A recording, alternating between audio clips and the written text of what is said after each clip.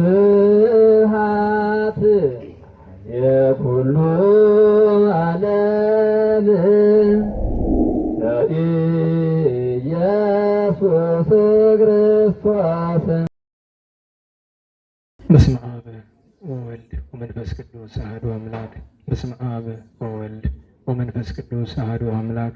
በስመ አብ ወወልድ ወመንፈስ ቅዱስ አሐዱ አምላክ አሜን።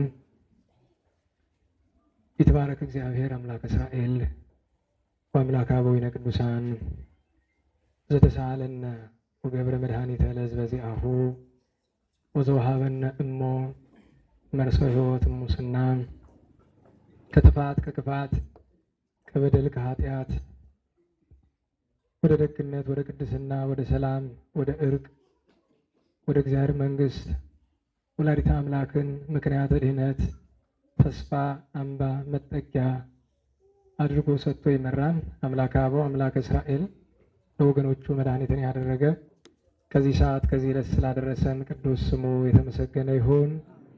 እንዴት ዋላችሁ? እንዴት ሰነበታችሁ? ቸርነቱ ይቅርታው ምሕረቱ ዘወትር የባሕርይ ገንዘብ የሆነ አምላከ አበው ቅዱሳን እግዚአብሔር አብ እግዚአብሔር ወልድ እግዚአብሔር መንፈስ ቅዱስ በድጋሚ ስሙ የከበረ የተመሰገነ ይሁን። እማምላክ እግዝእትነ ማርያም አክሊለ ምክ ጥንተ መድኃኒት መሰረተ ንጽሕ የተባለች እመቤታችን ወላዲተ አምላክ እንደመሆኗ ቅዱስ ዕፀ መስቀል ቅድስት ቤተ ክርስቲያን እግዚአብሔር ያከበራቸው ቅዱሳን ሁሉ በየጸጋቸው መጠን ስማቸው የከበረ የተመሰገነ ይሁን። እንኳን አደረሳችሁ። ክርስቶስ ተንሥአ እሙታን ክርስቶስ ተንሥአ እሙታን አሰሮ ለሰይጣን ሰላም ሆነ። ይቅርታው በምሕረቱ ፍስሐ ሰላም ተድላ ደስታ ፍቅር አንድነትን ገነት መንግሥተ ሰማያትን የሰጠን አምላከ አበው ስሙ የከበረ የተመሰገነ ይሁን። የቅዱስ ዳዊት መዝሙር 44 ቁጥር 1 እስከ መጨረሻው። መዝሙር 44 ቁጥር 1 እስከ መጨረሻው። ልቤ መልካም ነገርን ተናገረ፣ እኔም ስራዬን ለንጉሥ እናገራለሁ። አንደበቴ እንደ ፈጣን ጸሐፊ ብር ነውና ውበቱ ከሰው ልጆች ይልቅ እጅግ ያምራል። ሞገስ ከከንፈሮች ፈሰሰ። ስለዚህ እግዚአብሔር ለዘላለም ባረከ። ኃያል ሆይ በደም ግባትና በውበት ሰይፍህን በወገብህ ታጠቅ። ስለ ቅንነትና ስለ የዋህነት ስለ ጽድቅም አቅና፣ ተከናወን፣ ንገስም። ቀኝህም በክብር ይመራሃል። ኃያል ሆይ ፍላጻዎች የተሳሉ ናቸው። አሕዛብ በበታች ይወድቃሉ፣ በንጉሥ ጠላቶች ልብ ውስጥ ይገባሉ። አምላክ ሆይ ዙፋን ለዘላለም ነው፣ በትረ መንግሥት የጽድቅ በትር ነውና። ጽድቅን ወደድክ አመፃንም ጠላ። ስለዚህ ከባልንጀሮች ይልቅ እግዚአብሔር አምላክ የደስታ ዘይትን ቀባ። ከርቤና ሽቱ ዝባድን በልብሶች ናቸው።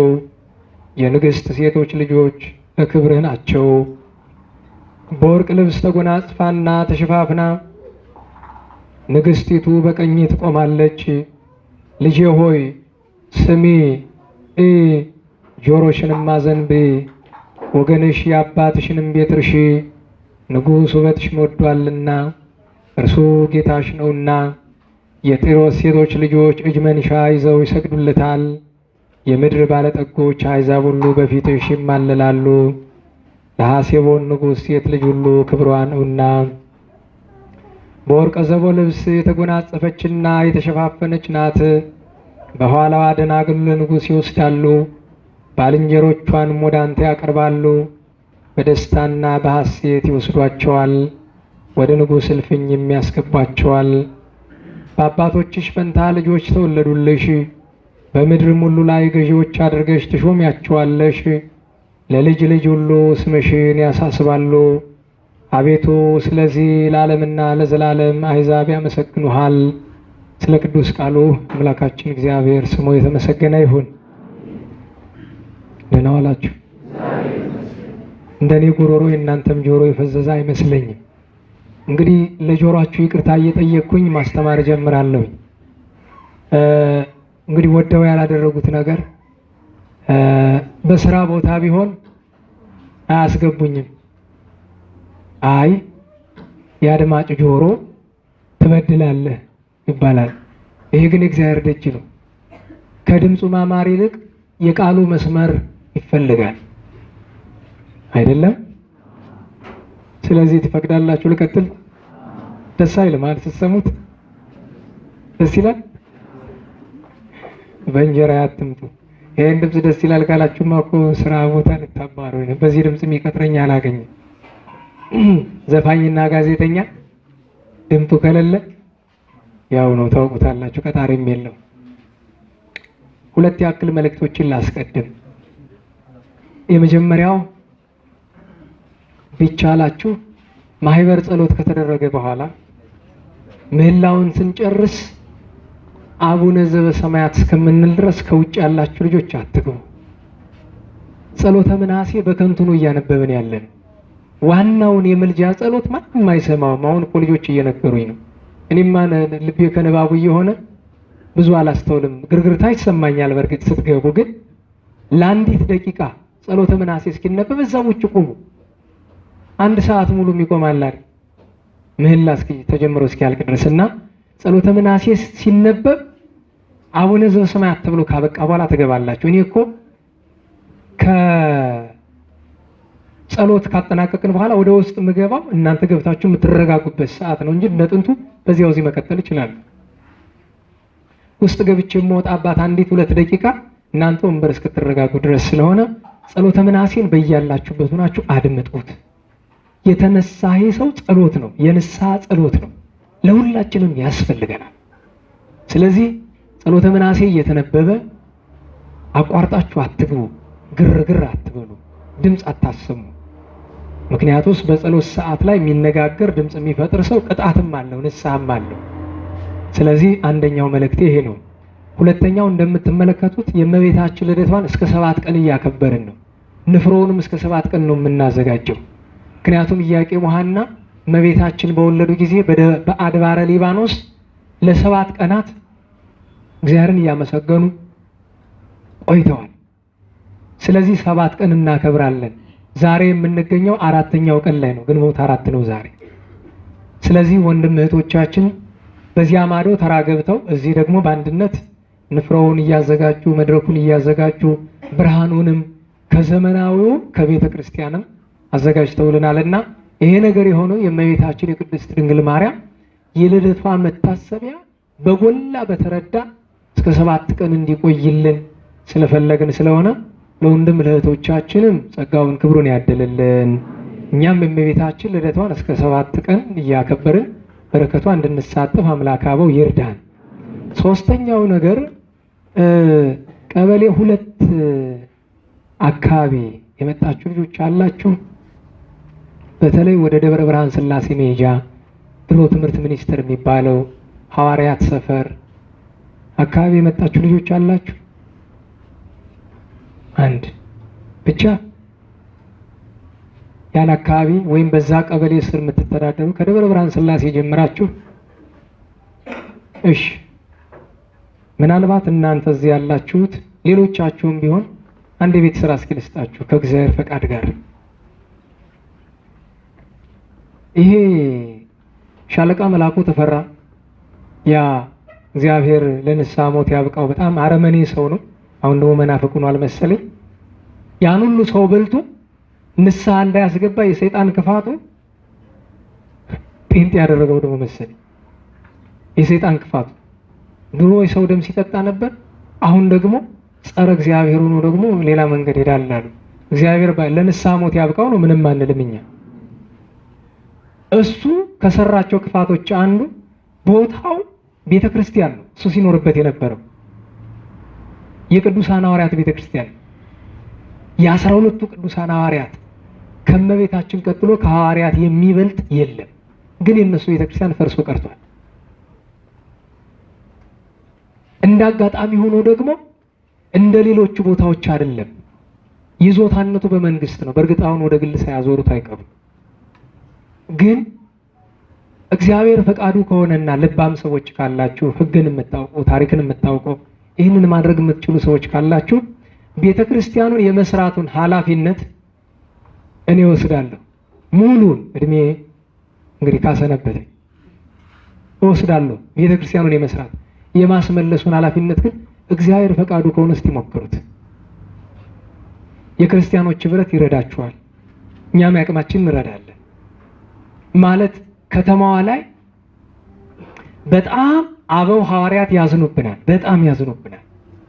ታቦታቸው ተደርቦ ነው ያለ ካለበት ቦታ ላይ ታውቁታላችሁ የምታውቁ።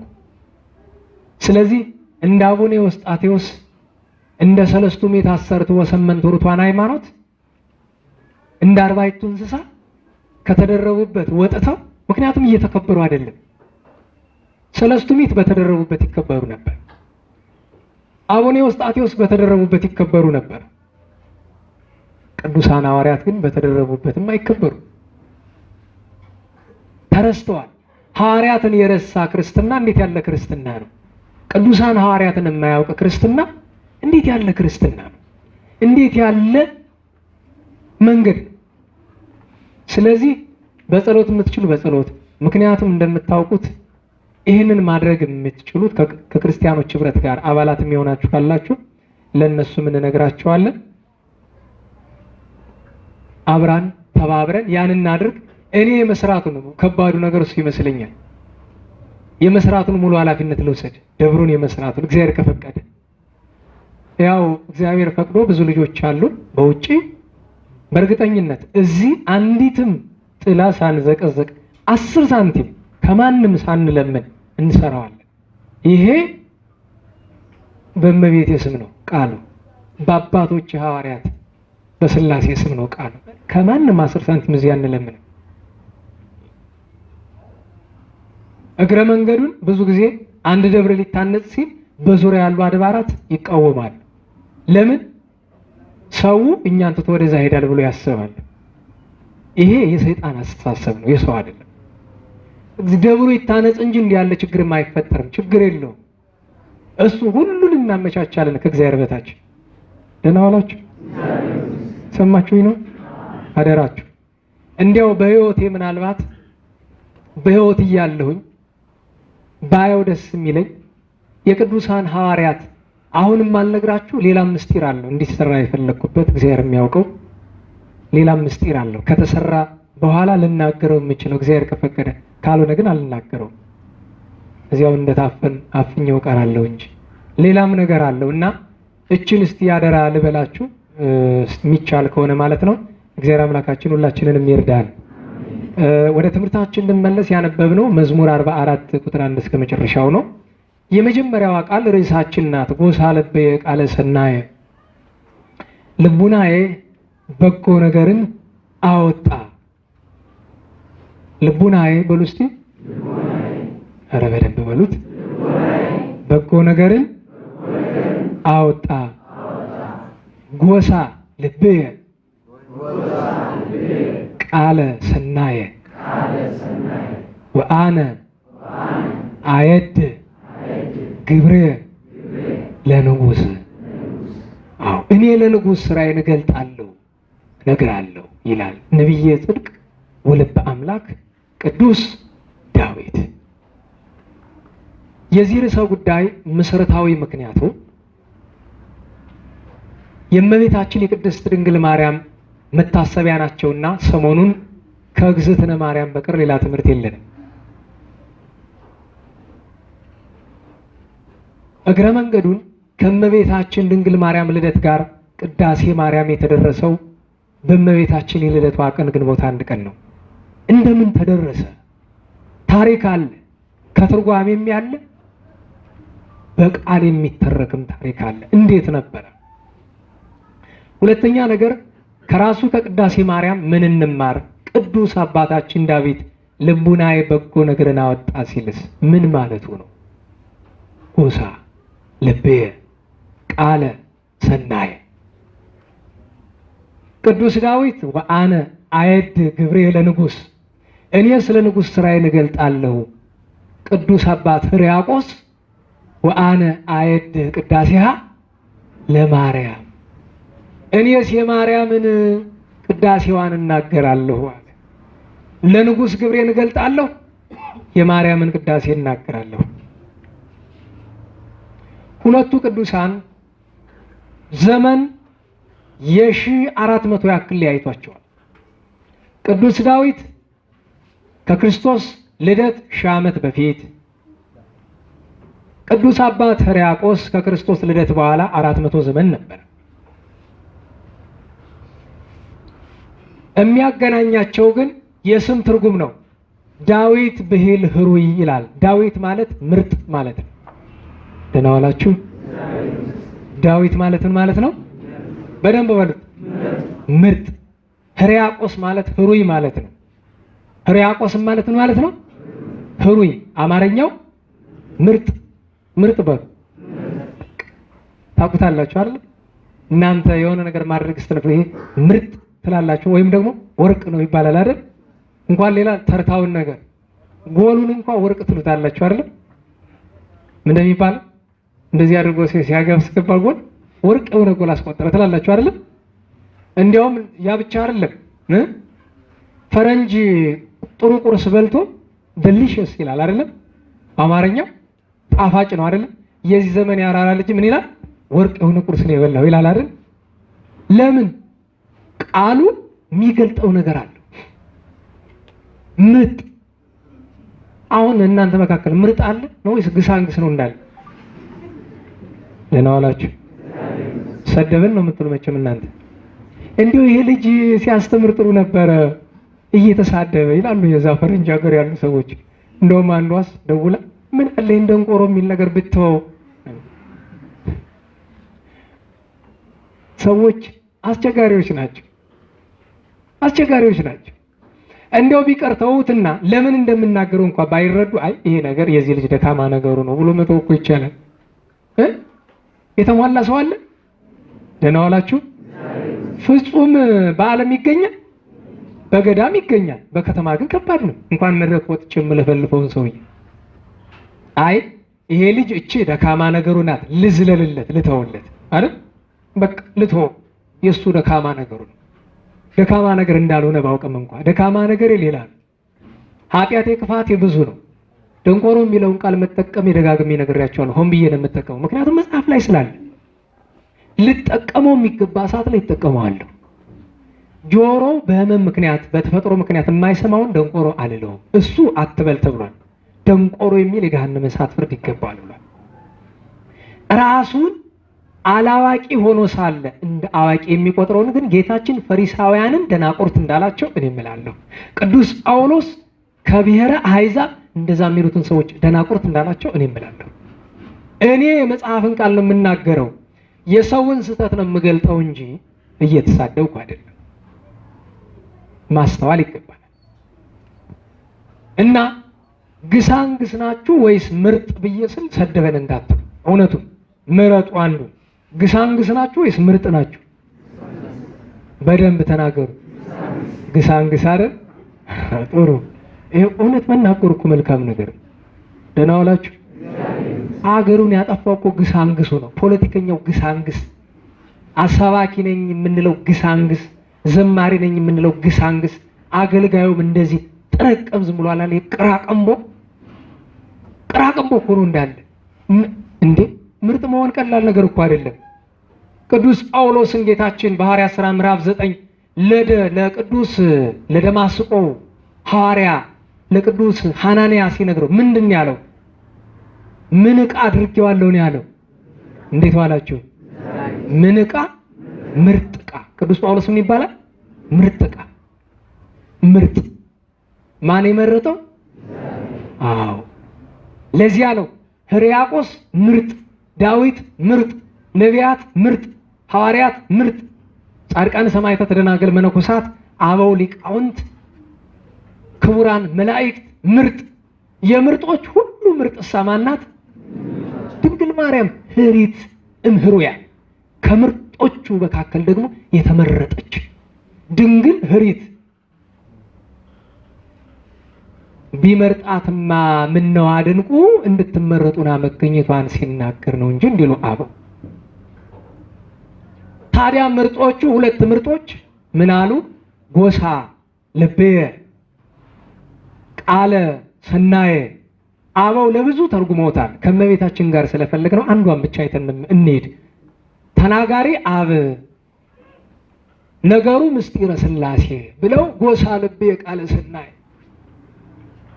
አካላዊ ቃል ወልድ ከባህሪ አባቱ ከአብ መወለዱን ሲነግረን ቅዱስ ዳዊት በምስጢረ ሥላሴ አብ ልብ፣ ወልድ ቃል፣ መንፈስ ቅዱስ እስትንፋስ አይደለም ነው። ጎሳ ልብየ ቃለ ሰናየ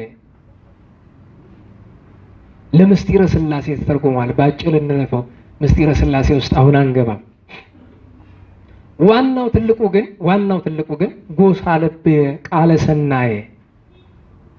መጀመሪያ ቅዱስ ዳዊት ለምን አለ? ካሉት የቅዱስ ዳዊት 150 መዝሙራት መካከል የበለጡ የሚባሉ መዝሙራት አሉት። ቅዱስ ዳዊት በ10 አርዕስት ሲናገር ከ10 አርዕስት አንዱ ትንቢት በእንተ ክርስቶስ ነው። ይሄ ከሌሎች ሁሉ የበለጠ ነው። ከ81 መጻሕፍት ወንጌል ይበልጣል። ደህና ዋላችሁ።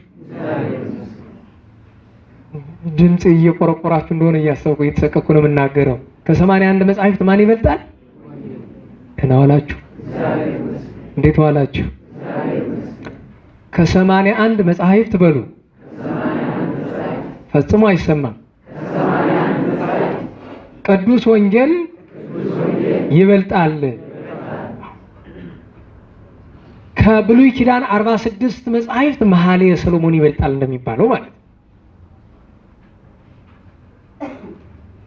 ከቅዱስ ዳዊት መዝሙር ደግሞ ትንቢት በእንተ ክርስቶስ የሚሉት አናቅጽ ይበልጣል።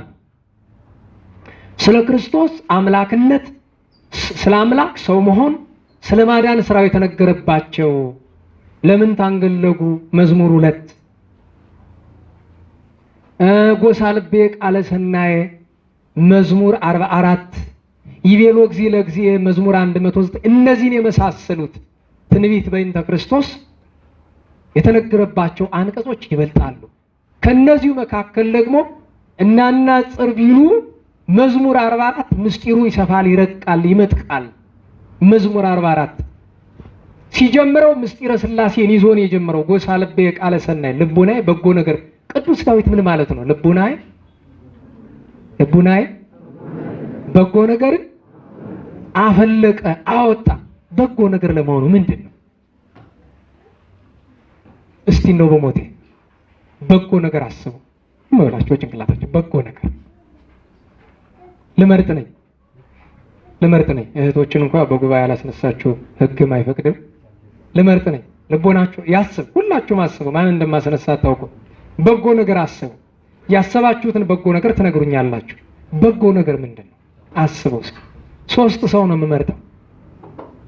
አንድ ነጠላ ከለበሰ፣ አንድ ነጠላ ካልለበሳችሁትና አንድ ጠጉር ካንጨዋራችሁት መካከል ነጠላ ከለበሱት እስቲ ተነስ አንተ። አዎ ቆም። ጽምህም ነጠላህም የሰመረ ነው። እንደሱ ነው። ፈዋት አፍጥጡበት። ወደዚህ ተመልከቱ።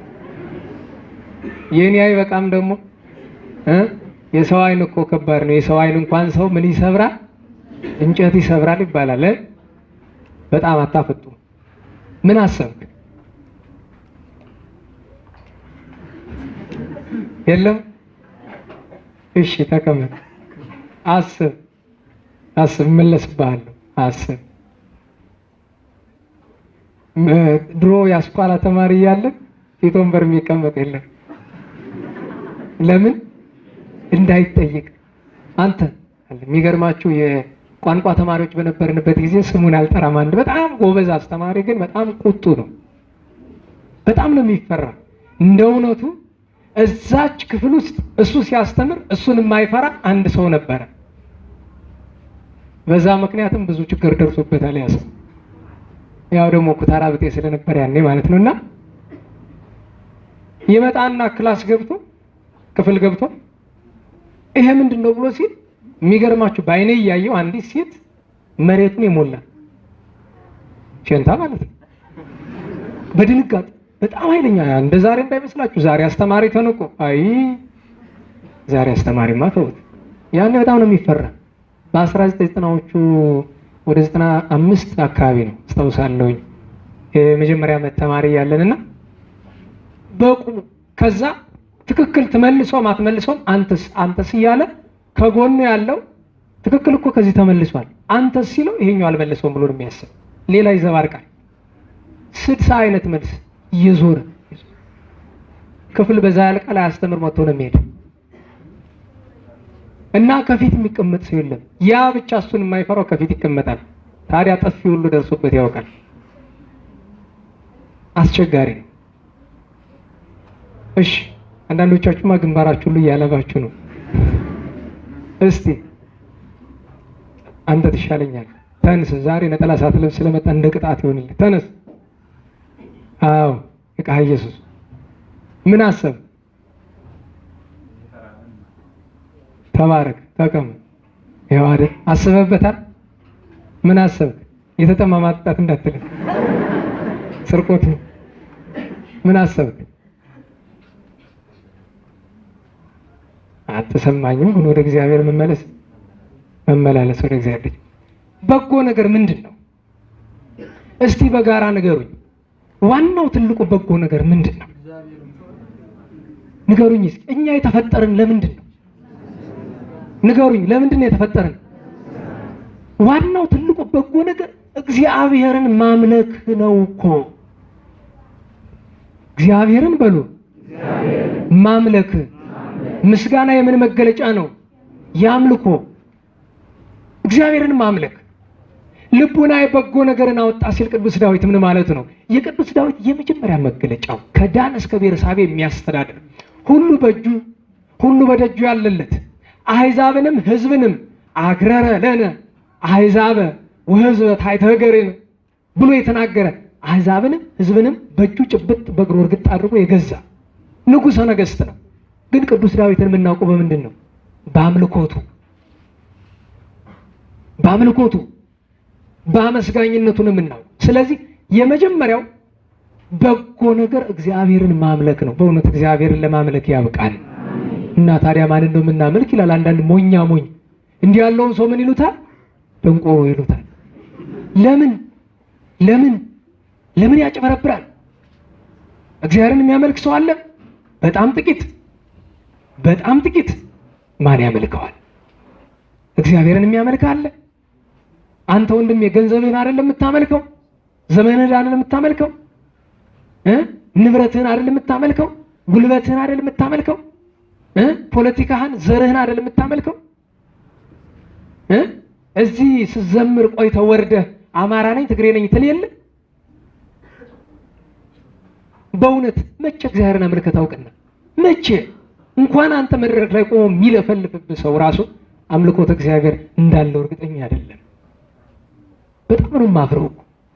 አምልኮት እግዚአብሔር የተፈተነችበት ወቅት አሁን አይደለም ይሄ ኮሮና። አያችሁት እኮ ምን እንደሆነ። የውጭዎችን ተዋቸው። የኛ ቤት ሰዎች ኮሮና ቤተክርስቲያን ውስጥ ይተላለፋል ሲሉን፣ ጸበል ያስተላልፋል ሲሉን፣ በእጅ አዙርም ቢሆን ቁርባን ያስተላልፋል ሲሉን አላየንም። ይሄ ነው አምልኮት እግዚአብሔር። ባልተፈተነች ሰውነት ክርስቲያን ነኝ ስለምትል መቼም አምልኮቱን አታውቀው። ገና ዋላችሁ። ያልተፈተነች ሰውነት አምልኮት እግዚአብሔርን አታውቅ። ትንሽ አምልኮቱን የሚያውቁ እነማን መሰሏችሁ? በደዌ የተፈተኑ ጸበል ለጸበል የዞሩ ትንሽ ያውቁታል። መከራን ያዩ ትንሽ ያውቁታል። መከራን የመሰለ መምህር የለም። አንተ ወንድሜ፣ አንቺ እህቴ በምን ታውቁታላችሁ አምልኮት እግዚአብሔር? ፍቅሩን የታውቋለህ። አንዲት ዘለላ የእንባ ጠብታ ስለ ፍቅሩ ታፈሳለህ ለመሆኑ? ስሙን ስትጠራው ክብር ይሰማሃል? አክብሮት ይሰማሃል? አሁን ውስጥ እየሰማችኝ ይሆናል። ወቀሳ ነው። ማንነቷን አልናገርም። ፎቶ ልነሳ አለች። የለም በማርያም ላቲ ስብሐት ለፎቶ በማርያም ጭራሹን ለምንስ ቢሆን በማርያም ይባላል? እንዴት ዋላችሁ? አረ እንዴት ዋላችሁ? በማርያም ይባላል? በእግዚአብሔር ይባላል? እንዴ እችን እንኳን የእግዚአብሔር አምላክህን ስም በከንቱ አትጥራ አይልም መጽሐፍ? ከቶውኑ አትማል አላለም? ለምን በማርያም ትላለህ? ለምን በእግዚአብሔር ትላለህ? አትበሉ እባካችሁ። ከቻላችሁ ሪማይንደር የሚባል አለ አይደል? ሞባይላችሁ ላይ እሱንም አታውቁም?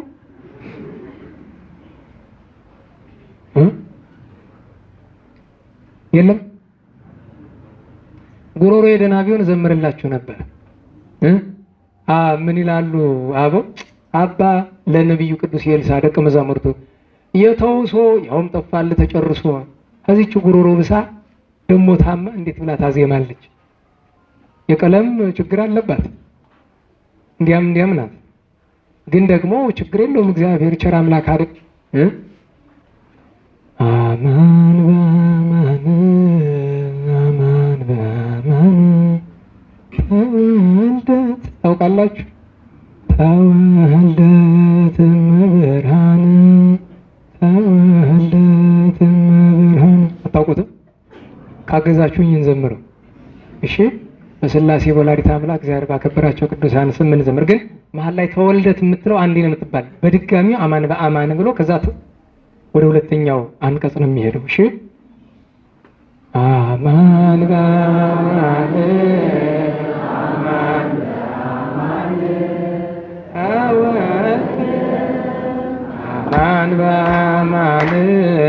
አማን በአማን ተወልደት እመብርሃን ተወልደት እመብርሃን ተወልደት እመብርሃን ተወልደት እመብርሃን አማን በአማን አማን በአማን ተወልደ አማን በአማን አማን በአማን ተወልደት እመብርሃን ተወልደት እመብርሃን ተወልደት እመብርሃን ተወልደት እመብርሃን አማን በአማን አማን በአማን ተወልደ አማን በአማን አማን በአማን ተወልደት እመብርሃን ተወልደት እመብርሃን ተወልደት እመብርሃን ተወልደት እመብርሃን። ወላዲተ አምላክን ለድነት የሰጠን አምላከ አበው ስሙ የተመሰገነ ይሁን። አይ መፍቅሯ በረከቷን ያሳድረብን። በጎ ነገር አምልኮተ እግዚአብሔር ከቅዱስ ዳዊት ዘንድ ያለች ልቡናው ያወጣችው የቅዱስ ዳዊት ልቡና። እንግዲህ አበው ምን ይላሉ? ጎሳ ልቤ ሲል ቅዱስ ዳዊት ልበ አምላክ ነው አይደለም? እንዴት ዋላችሁ? ቅዱስ ዳዊት ማን ነው? ልበ አምላክ። የቅዱስ ዳዊት ልብ የሚያፈልቀው የማን ልብ ነው? ከማን የተገኘ ነው? ጎሳ ልቤ ማለትም በጎ ነገር ማለት ከቅዱስ ዳዊት ልቡና የወጣ ሲባል የማን ነው? የእግዚአብሔር ነው። ምክንያቱም ቅዱስ ዳዊት ልበ አምላክ ነው። እግዚአብሔርን የሚያስደስተው ነገር ዘከመዝ መስዋዕት ያሰምሮ ለእግዚአብሔር እንዳለ ቅዱስ ፊልያስ ምንድን ነው? በጎ ነገር። እንደ ቅዱስ ዳዊት የመጀመሪያው አምልኮቱ ነው። በጎ ነገር አንድም ልቡና የበጎ ነገርን አወጣ ሲል ቅዱስ ዳዊት እየነገረን ያለው ቀጥሎ የሚያመጣው ትንቢት በእንተ ክርስቶስ ነውና ስጋዌን በጎ ነገር አላት። መጀመሪያ ምስጢረ ሥላሴን አነሳ፣ አምልኮቱን ደግሞ እኛ አነሳን። ከዚያ ቀጥሎ እሱ ልቡናዬ በጎ ነገርን አወጣ። ጎሳ ልቤ ቃለ ሰናይ ልቡናዬ ምስጢረ ስጋዌን ይናገራል። በጎ ነገር የተባለ ምስጢረ ስጋዌ ነው። ምስጢረ ስጋዌን ተከትለው የሚመጡ ደግሞ ምስጢረ ጥምቀት፣ ምስጢረ ቁርባን፣ ምስጢረ ትንሣኤ ሙታን አሉ። ስለዚህ ልቡናዬ በጎ ነገርን አወጣ ማለት አዕማደ ምስጢርን ተናገረ። ከአዕማደ ምስጢር የበለጠ ምን በጎ ነገር አለና? የመጀመሪያው ምስጢረ ስጋዌ ነው። የአምላክ ሰው መሆን ታክኦ ሞገስ እንከናፍሪከ እያለ አዋልደ ንግሥት ለክብርከ እያለ ልቡናዬ በጎ ነገርን አወጣ፣ ምስጢረ ስጋዌን ተናገረ፣ ምስጢረ ሥጋዌን አተተ ሲለን ነው። በጎ ነገር የተባለች ምስጢረ ሥጋዌ የአምላክ ሰው መሆን ሰዓት ላለመውሰድ በጎ ነገር ምስጢረ ሥላሴ ምስጢረ ሥጋዌ አለን። በጎ ነገር ምስጢረ ጥምቀት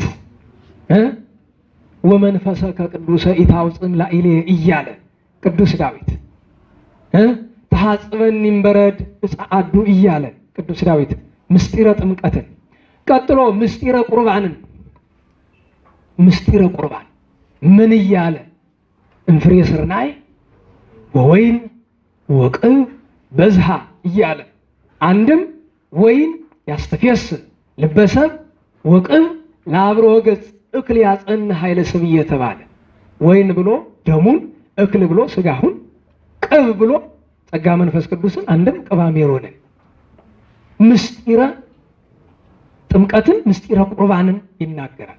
ቀጥሎ ምስጢረ ትንሣኤ ሙታን ይናገራል። በተለይ እግዚአብሔር ሰገሃደ ይመጽእ እግዚአብሔር ሙታን በሚነሱበት ጊዜ ግልጥ ሆኖ ይመጣል። ወአምላክነ ኢያረምም በግራ በቀኝ አቁሞ ይፈርዳል።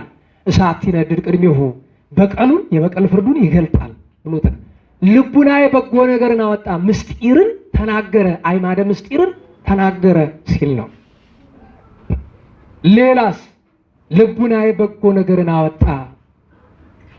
ይህች በጎ ነገር የተባለች ምንድናት ቢሉ ቀጥሎ እዚያው መዝሙር 44 ላይ የሚናገራት ነገረ ማርያም ናት። ምን ሊል ነው ልብ ብሎ ወትቀውም ንግሥት በየማነከ ንግሥቲቱ ወዴት ትቆማለች? እንዴት ዋላችሁ? ንግሥቲቱ ወዴት ትቆማለች? በቀኝ ትቆማለች እያለ ስለ ድንግል ማርያም የሚናገረው ነገር ቃለ ሰናይ እግዝእትነ ማርያምን ማመስገን ልክ በቀደም አባታችን የኔታ አባ ገብረ ኪዳን ሲናገሩ እንደሰማችሁት ከምስጋና ሁሉ እመቤታችንን ማመስገን ይበልጣል። ቅዱስ ዳዊትም ከሁሉ አስበልጦ ድንግል ማርያምን በመዝሙር 44 እና በሌሎች አንቀጾች ላይ አመስግኗታል። ይሄም በጎ ቃል ነው። ይሄም አምላክ ደስ የሚያሰኝ አምላክን ደስ የሚያሰኝ ቃል ነው። ጎሳ ልቤ ቃለ ሰናይ። ግን በጎ ነገር በጣም ብዙ ነው። በጎ ነገር በጣም ብዙ ነው። ሀተታ ውስጥ እንግባ ከተባለ ቅዱስ ዳዊት እና አባ ሕርያቆስ የተስማሙባቸው ነገሮች በነገራችሁ ላይ አባ ሕርያቆስን በቅዳሴው አምስቱን አዕማደ ምስጢር ተናግሯል። ለናዋላችሁ ምን ተናግሯል? አምስቱን አዕማደ ምስጢር ነገረ ማርያምን፣ አምልኮተ እግዚአብሔርን፣ ውዳሴ እግዚአብሔርን ተናግሯል። 7 ነገሮች አይደል? አዕማደ ምስጢርን፣ አምልኮተ እግዚአብሔርን እና ውዳሴ ድንግልን፣ ስብሐተ እግዚአብሔርን ተናግሯል። ከዚያ ውጭ ግን ቅዱስ ዳዊት በመዝሙሩ ቅዱስ ሕርያቆስ በቅዳሴው የተስማሙባቸው 2 ግብራት አሉ በጎ የተባሉ። አንደኛዋ ፍቅር፣ ሁለተኛዋ ትህትና። አንደኛዋ ምንድናት? ምንድናት? መደም በሉት አይሰማም። ፍቅር በሉ እስቲ ጠቅለል አድርጉት። እሺ በትር በሉ እስቲ። በትር ብትሉ ነውር የለውም ግን በትር ፍቅር። ርግብ በሉ እስቲ። ርግብ እርግብ ይባላል ነውር የለውም ግን ርግብ ሲባል ይሻላል። ያዕቆብ ሳይሆን ያዕቆብ ያዕቆብ። አንድ እዚህ ጉባኤ ተማሪ ነበረ ያዕቆብ ይሉታል። አዳ እንዴት ያለ ስም ነው ደግሞ ያዕቆብ። ያዕቆብ ያዕቆብ እንዴት ያለ ቆብ ነው። ስም ማበላሸት ምንድን ነው? ያዕቆብ። ኋላ ደግሞ አቆላመጥን ብሎ ምን አሉት? ያቂ። እኔ ደግሞ አይ ጎድሏል ልጨምሩበት አይሻልም? ደህና ዋላችሁ? ያቂ ትርጉም የለውም አይደል? ትርጉም ምንድነው ነው? ልስጨምሩበት ምን ይሆናል? ያቂል ያጂልም ማለት ነው። ይሻላል። አቤት እያለ ያቂ ሲሉት ያዕቆብ የምትባሉ ሰዎች ካላችሁ ያዕቆብ ነው። ያቂ የለ ያዕቆብ የለ ያዕቆብ ነው። ኤልሳቤጥ የምትባሉ ሰዎች ኤልሳ አትባሉ፣ ኤልሳቤጥ ነው በቃ። ቴዎድሮስ የምትባሉ ቴዲ የለም ቴዎድሮስ ነው። ብንያም የምትባሉ ቢንያ አትባሉ፣ ብንያም ነው። ሳሙኤል የምትባሉ ሳሚ አትባሉ፣ ሳሙኤል ነው። አታቆላምጡ፣ አትቀናጡ። እውር ሲቀናጣ እንደሚባለው አይነት ነገር እኮ ነው። እውር ሲቀናጣ በትሩን ጥሎ ይፈልጋል ይባላል አይደል? በእርግጥ እውሩም የሚለው ቃል ነውር ነው መናገሩ። እንዲያው ምሳሌነቱን ፈልጌው ነው እንጂ እውር አይባልም፣ ነውር ነው። እኛም እኮ ጥሎ ይፈልጋል የተባለ እኮ ስማችን ጥለን ክብር ያለውን ትርጉም ያለውን ስም ጥለን ቆርጠን ቆራርጠን አጓጉል ነው። ቢቆላመጥ ችግር የሌለበት ስም ግን አለ። ደህና ዋላችሁ? እንዴት ዋላችሁ? ሲቆላመጥ ችግር የሌለበት ስም አለ። ለምሳሌ መቃርስን መቃሪ ብትለው ችግር የለበትም። ቂርቆስን ቂርቂ ብትለው፣ ጊዮርጊስን ጊርጊ ብትለው፣ መርቆሬዎስን መርቆራ ብትለው፣ እንጦንስን እንጦኒ ብትለው፣ ጳውሎስን ጳውሊ ብትለው አይቸግርም። ምክንያቱም ስሮ ቃሉ እሱ ነው። ቂርቂ ነው እኮ ቃሉ። ቂርቆስ በቋንቋችን ሲመጣ የቋንቋ ለውጥ የፈጠረው ነው እንጂ ስሙ ቂርቂ ነው። ጊዮርጊ ወይም ጊርጊ ነው ከጥንት። ምክንያቱም ሙላዱ ከሌላ ቋንቋ ነው፣ የኛ አይደለም። ሴትዮይቱ እንደምትለው ኦርቶዶክስ የግሪክ ስለሆነ አንፈልገውም የካሃዲ ነው አለች አሉ። እዛ አንዱ ሊቅ ተነሳና እንደዚያማ ከሆነ ክርስቶስም የግሪክ ነውና እንግዲህ እሱንም እንተወው እንጂ ሁለቱ ስብሐት። የሰው ልጅ ግን ድንቁርናው ጫፍ የለውም አይደል? ተነዋላችሁ? እንዴት ዋላችሁ? ሰምታችኋል አይደል የተባለው? በዓላት እመቤታችን በ21 አይደለችም፣ ስላሴ በ7 አይደለም፣ ሚካኤል በ12 አይደለም። እኔ እኮ ግን ሰው ምን ያህል እኔ እንጃ ደንቆሮ የሚለው ቃል ላይ አንሳል ሌላ ቃል እንፈልግ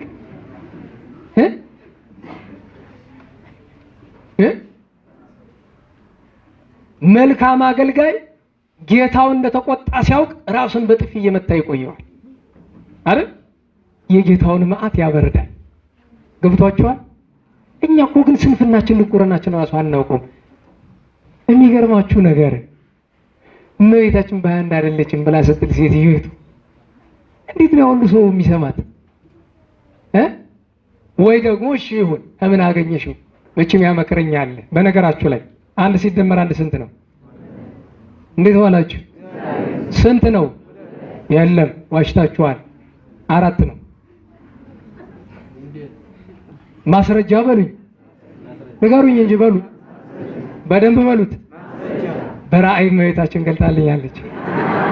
እንግዲህ ይሄው ነው። ይሄ እኮ ነው እየተደረገ ያለው። እዳ ገባን እኮ በእውነት የሚቀልድበት ነገር ሆኖ አይደለም። እኔ ልቀልድ አይደለም እንዴ? ኦርቶዶክስ አትባሉ፣ ማስረጃ እመቤታችን ብላኛለች። እንደዛማ ከሆነ ቀላል። እኔም ደንቆሮ በል ብላኛለች እመቤታችን ልበል? ለምንድን ነው ደንቆሮ የምትል ሲሉ እንደ ሴትዮይቱ ደንቆሮ በል ብላኝ ሞኞች። በነገራችሁ ላይ ባለፈው ነግሬያችኋለሁ። ዛሬ ጀምሮ ባህታዊ ሆኛለሁ ብዬ በሪያዩ ላይ ብለጥፍ እና 300 ብር ግብር ካልያዛችሁ አላስገባም ብል እያንዳንድ ሺህ ይዘሽ እንደምትመጪ አውቃለሁ። ምክንያቱም አጭበርባሪ ትወዳላችሁ። እንዲያው ጥሎባችሁ ሊቃውንትን የሚያስጠላ አጭበርባሪ የሚያስወድድ ጋኔን አለባችሁ ብዙዎቻችሁ። የእውነቴ ነው። ኢትዮጵያውያን ሊቃውንትን የሚያስጠላ እውነትን የሚያስጠላ አጭበርባሪ የሚያስወድድ ጋኔን አለበት አብዛኛው። እኔ በእውነት በንስሐ ነው ይሄ የሚወጣ፣ በንስሐና በትምህርት የሚወጣ ጋኔን አብዛኛው ሰው አለበት። እሷን የሚከተሏት እኮ ከሷ የተረፈ ጋኔን የተሳፈረበት እኮ ነው። እንዴ በምን ሂሳብ ነው? የእመቤታችን በዓል በ21 አይደለም፣ ስላሴ በ7 አይደለም፣ ገብርኤል በ19 አይደለም። ውሸት ነው። ተሳስታለች ቤተክርስቲያን ላቲ ስብሐት። ያቺ ደንቆሮ ሐዌላት ናት እንዴ ቤተክርስቲያንን ተሳስታለች የምትል ነውረኛ። በነገራችሁ ላይ አንድ እውነት ልንገራችሁ። እንዲያው ይሄ ነገር ሲደጋገም ስለ እየተናገርኳችሁ ያለሁት ደንቆሮ ስለሚለው ቃል ነው። ደጋግሜ ተናግሬያለሁ። ትልቁ ደንቆሮ እኔ ነኝ። አንደኛው ደንቆሮ ቅዱስ ጳውሎስ ብርሃነ ዓለም ጻድቅ ሲሆን ከኃጢአተኞች ዋነኛው እኔ ነኝ ይላል ስለ ትህትና። እኔ ግን ስለ ትህትና አይደለም ስለ እውነቱ የዓለም አንደኛው ደንቆሮ እኔ ነኝ አውቃለሁ። ቃሉን ግን እናገረዋለሁ አልተወውም። ቅር የሚለው ሰው ካለ ደጋግሜ ተናግሬያለሁ። ማን አድምጣለህ? ተው በቃ እኔም ማስተምረው ነገር አትስማው። በዚህ ሰዓት በአካል የምትማሩ ሮብ ዕለት ብዙ ጉባኤ ሞልቷል። ሄዶ መማር ነው። ዩቲዩብ ምናምን የምትማር ሰው አንድ ስማዋለህ ማተው አንድ ዮርዳኖስ ስብከት ሰምተህ ምን ያደርግልሃል? ማተው ማን አስገደደ? አንተ ስብከቱን ስለሰማሁ እኔን አትጠቅመኝ፣ አታበላኝ፣ አታጠጣኝ፣ አታኖረኝ፣ አትከፍለኝ፣ ምን ታደርግልኛለህ? አድምጥ ሳልለው አድምጡ ሊመክረኝ ይፈልጋል። ማን አንተን መካሪ ያደረገ? ሲጀመር ማንም አይመክረኝም። ከሊቃውንት አባቶቼ ከደጎቹ መናንያን አባቶቼ ከእኔ ከማውቃቸው በቀር ማንም ቁጭ ብሎ የሚማር ተማሪ እንዲመክረኝ አልፈቅድለትም። ይሄ አገልግሎቴን ማዋረድ ነው። የማናችሁንም ምክር አልቀበልም። ይህችን ሴት ደንቆሮ ስላልኳት የሚከፋው ሰው ካለ ይከፋ። እሷ ቤተ ክርስቲያንን እንዲህ እንደኳስ ስትጠበጥባት ሳይከፋ ይሄኔ ከከፋ ምርጫው ለኝ። መናፍቃን ተገሰጹ። እኔ ስድብ አይደለም እየተናገርኩ ያለው ተግሳጽ ነው። መጽሐፍ ይላል። መጽሐፍ ቅዱስ ላይ የተጻፈውን ቃል የት ትጥለው? የት ላይ ትጥለው? ተጽፏል፣ ቁጭ ብሏል አይንህ ላይ። እናስተውሉ። በእውነት ስርዓት አንጣስ ብዬ ነው። ዋናው ትልቁ ነገር አባ ሕርያቆስና ቅዱስ ዳዊት በሁለት ነገራቸው በጣም የተስማሙ ናቸው። አንደኛ በምን ረስታችሁታል? ምን ራይሰማ በደንብ ነገሩ። ሁለተኛ ትህትና። አባ ሕርያቆስ የፍቅር ሰው፣ ቅዱስ ዳዊት የፍቅር ሰው። ቅዱስ ዳዊት ሳኦል ሊገድለው እየመጣ ከአንዴም ሁለት ሶስቴ ምሕረት ያደረገለት፣ ለጠላቱ ሲሞት ያለቀሰለት፣ አነ አቀብኩ ፍናወ እጹባተ ብሎ አፍቅሮ ጸላይትን ያስተማረ አባት ነው። አባ ሕርያቆስም ታሪኩ ላይ እንደምንመለከተው ትህትናና ፍቅርን ገንዘብ አድርጓል። መቼም ትህትና ሲባል እንደ ቅዱስ ዳዊት ትሁት የለም። አንሰ እፄ እኔ ትል ነኝ የሚል ውሻ ነኝ የሚል ቅዱስ ዳዊት ነው ንጉሥ ሲሆን። አባ ሕርያቆስ ደግሞ ታሪኩን እናምጣ እስቲ። ቅዳሴ ማርያም ጎሳ ልቤ እንዴት ተደረሰ? አባ ሕርያቆስ ማን ነው? ብህንሳ ወዴት ናት? በእኛ ቤተ ክርስቲያን ትውፊት ሁለት ትውፊት አለ። አንደኛ ብህንሳ ግብጽ ናት እሚል፣ ድርሳነ ኡራኤል ግን ብህንሳ ቁስጥንጥንያ ናት ይላል። ሊቃውንትም ስላላችሁ እስቲ መርምሩት። ይሄ አያጣላም፣ የምስጢር ጉዳይ አይደለም፣ ይሄ የታሪክ ጉዳይ ነው። ደህና ዋላችሁ። አሁን ናግራን ድሮ የት ነው የነበረችው? የማን ናት የነበረ? የኢትዮጵያ ናት አይደል? ዛሬ ግን የራሷ ናት አይደል? ድርሳነ ኡራኤል ብህንሳ እንተ ይእቲ በራንጥያ ቁስጥንጥንያ ይላል። አባ ሕርያቆስንም የቁስጥንጥንያ ኤጲስቆጶስ ያደርገዋል። እንዴት ይሆን ነገሩ? ለሁሉም ግን የሚያስማማው ብህንሳ በምትባል ሀገር ላይ በአማካኝ ከግብጽ እስከ መካከለኛው ምስራቅ እስከ ቱርክ ድረስ ባለው የኖረ አባት ነው። ዘመኑም 4ኛው ክፍለ ዘመን ነው። ይሄ ይታወቃል። አባ ሕርያቆስ መነኩሴ ነው። ደህና ዋላችሁ። ምንድነው ንገሩኝ። ኋላ ጳጳስ አረፈ የብህንሳ። ማንን ሾም አሉ? ጳጳስም ይሆን ሁለት ነገር ያለው ነው። አንድም ተጋድሎ ቅድስና ያለው፣ አንድም ዕውቀት ያለው ነው። ዕውቀት ከሌለው ላያስተምር እንዴት ይሾማል? ተጋድሎ ከሌለው ዕውቀቱ ብቻ ያጠፋዋል። ምክንያቱም እነ መቅዶኒዎስ እነ ማን ነው የሚባል ንስጥሮስ፣ ያ ስመክፉ ስመጥፉ ጳጳሳት ናቸው። ዕውቀቱ አላዳናቸውም። ለምን? ተጋድሎ ቅድስና የላቸውም። ኋላ ግን አበው ሐዋርያት ምን ብለዋል? ሁለቱን ሲያዝ አይገኝም። ደግ የሆነ እንደሆነ በጸሎቱ ይጠቅማል ይሾም፣ ምሁርም የሆነ እንደሆነ በእውቀቱ ይጠቅማል ይሾም ብለዋል። ይሄ ቅዱስ ሰው አልተማረም። ደህና ዋላችሁ። ምን አላለም? ንገሩኝ። እንደማን? እንዴት ዋላችሁ? ምን አላለም? እንደማን? ምን ጭጭ ትላላችሁ? የተማራችሁ መስላችሁ? ምን ታውቃላችሁ? ምን ትብካ ይላል መጽሐፍ። ምን አላችሁ? ምን ታውቃላችሁ? ስለዚህ እንደማን? የሚገርማችሁ ነገር ግን አባ ሕርያቆስ ጨዋ የተባለበት ዕውቀት ዛሬ ሊቅ ከሚባሉት ጋር እኩል ነው። የዛ ዘመን ሊቅ መባያ መንገዱ ጭንቅ ስለሆነ ነው። ቢያንስ እንኳን የቅዱስ ዳዊትን መዝሙር በቃሉ ያውቅ ነበር። ደህና ዋላችሁ። ምን ያውቅ ነበረ? የቅዱስ ዳዊት መዝሙርን በቃሉ። አንተ ወንድሜ አንዷን እንኳን አላጠናሃትም በቃል አንዷን ምዕራፍ አንዷን መዝሙር በዛ ዘመን ሊቅ የሚያሰኘው ነገር ሌላ ነው። በጣም ረቀቅ ያለ እውቀት ያስፈልጋል። ኋላ ምን አሉ? አይ እውቀት ባይኖረውም ደግ ነው፣ የእመቤታችን ፍቅር አለው፣ በጸሎቱ ይጠቅማል ብሎ እምቢ ቢላቸው በግድ ሾሙት። ኋላ ግን ይንቁታል። አሁን ሾሞ መናቅ አለ? ይንቁታል፣ ይቀጻጸቡበታል፣ ያሙታል። አይ ጨዋ ዝም ብሎ በነገራችሁ ላይ መናናቅ እኮ በቤታችን እንደልብ ናት አይደል? ትዝብት ልናገር፣ ከሊቃውንት ልጀምር። ሊቃውንት እንቅ ቢያደርጓችሁ የሰንበት ተማሪ መዝሙር አትዘምሩ መች ታወቀ። ወይ ደግሞ የሰንበት ተማሪ መዝሙር ይላሉ አይደል? የታወቀች ናት። ይሄ በሽታ ነው። ሰንበት ተማሪው ኧረ እሰይ ስለት የሰመረ በል ቢሉት ይላል ይላል አይደል? ሁሉም እንደየአቅሙ ይነቃል።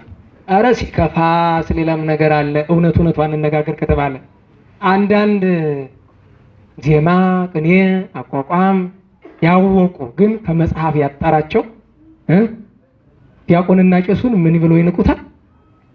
ዲያቆንና ቄስ ሲጠራ ምንድን ነው የሚባል? ሰሞንኛ። በነገራችሁ ላይ ቅዳሴ ከማወቅና ድጓ ከማወቅ ማንኛው ይበልጣል? እንዴት ዋላችሁ? ሊቃውንት መስክሩ። ማን ይበልጣል? ቅዳሴ ይበልጣል። ድጓ ያለ ቅዳሴ አይሰራም። ቅዳሴ ከሌለ ድጓ ምን ሊሰራ የት ሊገባ? አቋቋም ምን ሊሰራ የት ሊገባ? መጽሐፍ ትርጓሜ ምን ሊሰራ የት ሊገባ? ያለ ቅዳሴ የሚሆን ነገር የለም።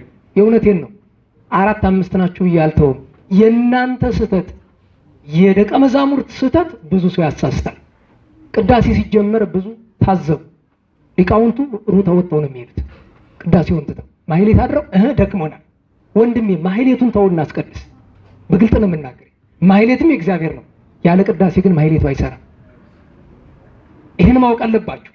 እኔ ምንም ቢሆን እውነት እንድትዘልል አልፈልግም። ቅዳሴን የሚያቃልል ይሄ ማቃለል ነው እኮ ቅዳሴ። እንዲያው በእውነት ዲያብሎስ ነው ቅዳሴ ሲገባ ሩጦ የሚወጣ ነውር ነው። እኔ እውነቱን ልንገርህ፣ አቅሜ አይችልም ካልክ ማህሌቱን ትተውና ቅዳሴው ላይ ትሳተፋለህ። አለያ ማህሌትህ ቁም ነገር አይኖረውም። ያለ ቅዳሴ ቁም ነገር ያለው አንድም ማህሌት የለም። ቅዱስ ያሬድ ትልቁ ስራው ቅዳሴን ዜማ ሰርቶ እሱን ይጸልይበት ነበረ። የቅዱስ ያሬድ ልጅ የሆነ ሁሉ ቅዳሴን ማክበር አለበት፣ ማስቀደስ አለበት። እንኳን ላልኳችሁ ዛሬ መቼም ወርደብናል ለምትሉኝ ያው ሊቃውንቱ ማሩኝ ብያለሁ። ኩራት አለ። እግዚኦ ተሳለን እንኳን አትሉም። ቅዳሴ ሲቀደስ ሊቃውንት አፉን ቁጭ ነው የሚል። ለምን እግዚኦ ተሳለን የዲያቆን ስራ ነው የሚመስላቸው። በነገራችሁ ላይ በእልፍ እውቀት የእግዚአብሔር መንግስት አይገባም። በእውቀቱ መንግስት እግዚአብሔርን የወረሰ የለም። አዎ አንዳንድ ቀንም አንቆጣቸው እንጂ ሊቃውንትን ባንመጥንም እነሱን ለመቆጣት አይደለም ለማውራት ባንመጥንም አንዳንድ ቀንም አንናገረው እንጂ። ባለፈው የአዲስ አበባ ቄስ ተርቦ ማየት ፈልጋለሁ ብዬ በጣም ብዙ ሰው ቅራለሁ። እውነት ነው። የአዲስ አበባ አገልጋይ እርቦት ማየት ፈልጋለሁ አሁንም። ለምን? የገጠሩ አገልጋይ ሲራብ የአዲስ አበባው ይራራል? ያዝናል? አያዝንም? ራብን ይቅመሳት እስቲ ትንሽ መቸገርን ይቅመሳት። አዎ ይሄ ፍትሐ እግዚአብሔር ነው። ለምን አንተ ምዕመኑን መጹት እያልክ ለምን ትጮህበታለህ? አንተ ለወንድምህ መች ትራራለህ? አንተ ካለ መች ታካፍላለህ? ካህን ለካህን ሳያካፍል የምን ምዕመን መውቀስ ነው? ዛሬ መጥቶብሃል ለምትሉኝ እሺ ልተው። አባታችን ቅዱስ ሕርያቆስን ያሙታ ይጠሉታል። ለምን? ይሄ ሰሞንኛ እያሉ ይሄ አላዋቂ እያሉ እንዲህ ሲያደርጉት፣ እሱ ግን እንዳሙኝ ልማቸው እንደናቁኝ ልናቃቸው አለም። ይጠሉታል፣ እሱ ግን ይወዳቸዋል። ለምን? አፍቅሮ ጸላይት ነዋ። አፍቅሩ ጸላይተክሙ ተብሏል። ጠላቶቻችሁን ውደዱ። በነገራችሁ ላይ ቅድም በነገርኳችሁ ሊቃውንት ጋር በተያዘ እንድትተቹ አይደለም፣ ደግሞ እንዳትጎዱ። ብትተቹ ትጎዳላችሁ፣ አይመለከታችሁም። እዚህ ላሉት ለጥቂት ሊቃውንት ብቻ መልእክቴ እንዲያደርሱልኝ ነው። እናንተን አይመለከታችሁም። ሲተቹት አይተቻቸውም፣ ሲንቁት አይንቃቸውም፣ ሲጠሉት አይጠላቸውም። ምንን ገንዘብ አደረገ? ፍቅርን ገንዘብ አደረገ። ታዲያ ልቡ በእመቤታችንና በጌታ ፍቅር የተመሰጠ ስለሆነ የእነሱ ስድብ ትዝ አይለውም። ታዲያ ሁልጊዜ ካፉም ማትጠፋ አንዲት መዝሙር አለች። ያቺ መዝሙር ስንት ናት? መዝሙር 44 በቃሉ ስለሆነ የሚደግም መዝሙር 44 ጎሳ ልቤ ቃለ ሰናይ ዋና ገብርኤል ንጉስ ግን ሲደግማት አበቦ ትፊት ሲነግሩት ጎሳ ልቤን ቃሏን ዝም ብሎ ይመላልሳታል። ዝም ብሎ ትጣፍጠዋለች። ሁል ጊዜ መንገድ ላይ ሲሄድ ጎሳ ልቤ እያልን የሚሄደው እና አንድ ቀን አቦ ምን ይላሉ? መንገድ እየሄደ ጎሳ ልቤ ቃለ ሰናይ እያለ መንገድ ሳተ።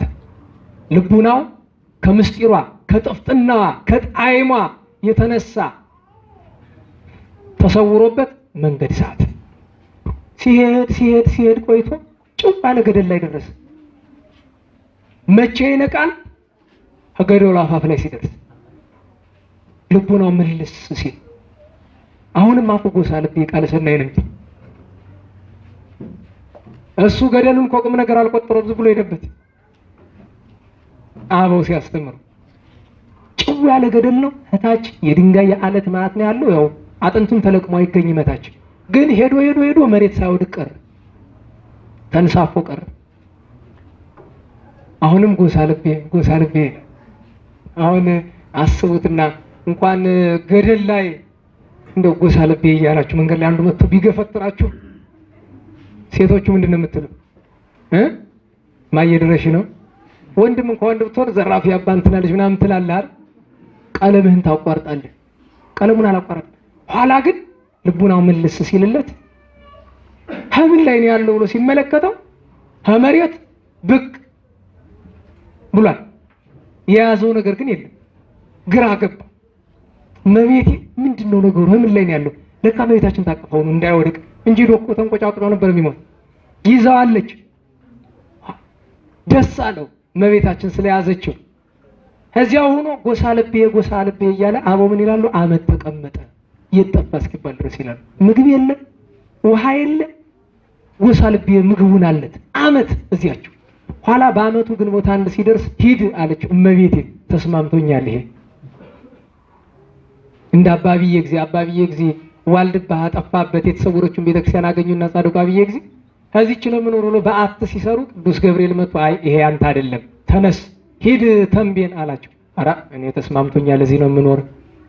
3 ጊዜ ነገራቸው። እምቢ ቢሉ በሶስተኛው አይ እግዚአብሔር መልአክ ቸርነቱን ተመልከቱ። ከና አፈሩ ዝቆ ወስዶ ተንቤን አስቀመጣቸው። ገብቷችኋል? ቦታውን አብዬ ጊዜ ወደዱት። መሬቱ የተቀደሰ ነው። የዋልድባ አፈር የተቀደሰ አይደል? ደህና ዋላችሁ። ታውቁታላችሁ። የተቀደሰ አይደል? አው በቃ ከና አፈሩ አንስቶ ወስዶ አስቀመጣቸው። አሁን የተንቤን መረታ ደብረ መድኃኒት የገዳሙ መሬት የዋልድባው። ይሄ ደንቃችኋል? ቁስቋም ያለው የላይኛው አፈር የጎንደር አፈር እኮ አይደለም። አታውቁ? ግብጽ እመቤታችን 6 ወር የተቀመጠችበት የደብረ ቁስቋምን አፈር እኮ ነው። ቴጌ ምንትዋ አስቆፍሮ እዚያ መጥተው የነሰነሱት። ቁስቋም ሄዳችሁ የምትረግጡት እኮ የጎንደር አፈር አይደለም። በግመል ተጭኖ መጥተው እኮ ነው እዚህ የተነሰነሰ። አባቶቻችን እናቶቻችን በረከታቸው ይደረብን። አባታችን አልሄድም አለ። ሂድ ብላ እመቤታችን አስወጣ። ሂድማ ምሰራው ስራ አለ ብላ ላከችው። ቢደርስ ክብረ በዓል ነው። ቅዳሴ ማን ይቀድስ? ኧረ ኤጲስቆጶስ እያለ ማን ይቀድሳል? እሱ ይቀድስ። አይ እናንተ ቀድሱ፣ እኔ አልችልም፣ እኔ አይሆንልኝም፣ እናንተ ቀድሱ አላቸው። የለም አንተንም የምትገባ ብሎ በግድ አስገቡት።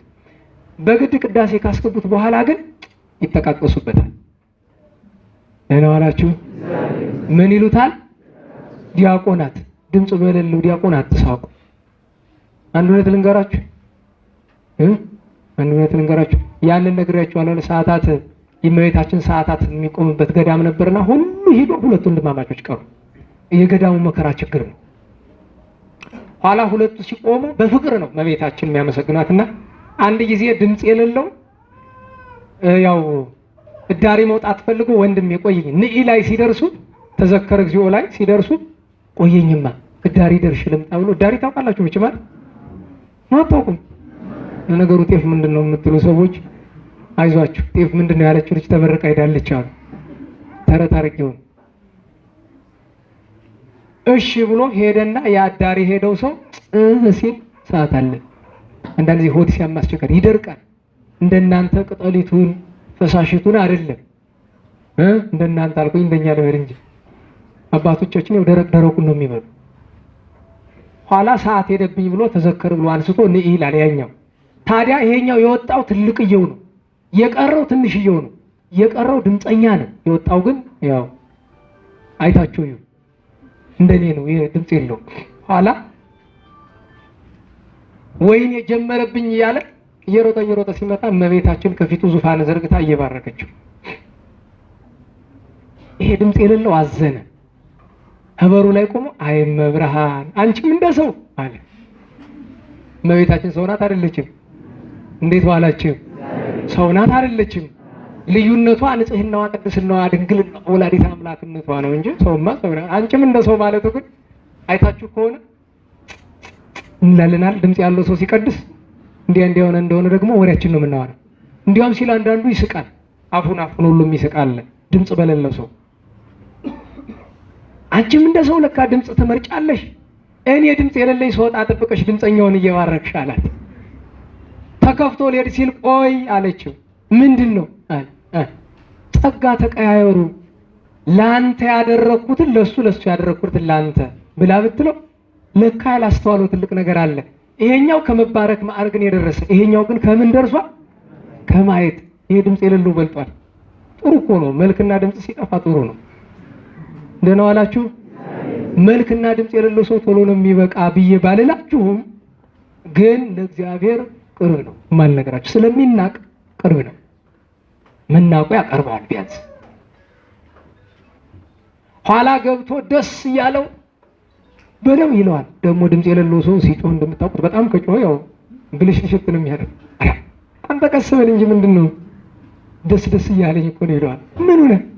እመቤታችን አይቻት እንዴት እንደዚህ ኋላ ያኛው ደግሞ አዘነ። አይ እመቤቴ እኔን በድምጼ ምክንያት ተቀይመሽ ነው ለሱ ታይተሽ ለኔ ሳትታይ ሆኖ ኋላ በፍጻሜው እሱም አይቷታል ይባላል። በረከታቸው ይደርብንና አባ ሕርያቆስን ቀድሶ ነው ይጠቃቀሱበታል። ኋላ ምን ደረሰ?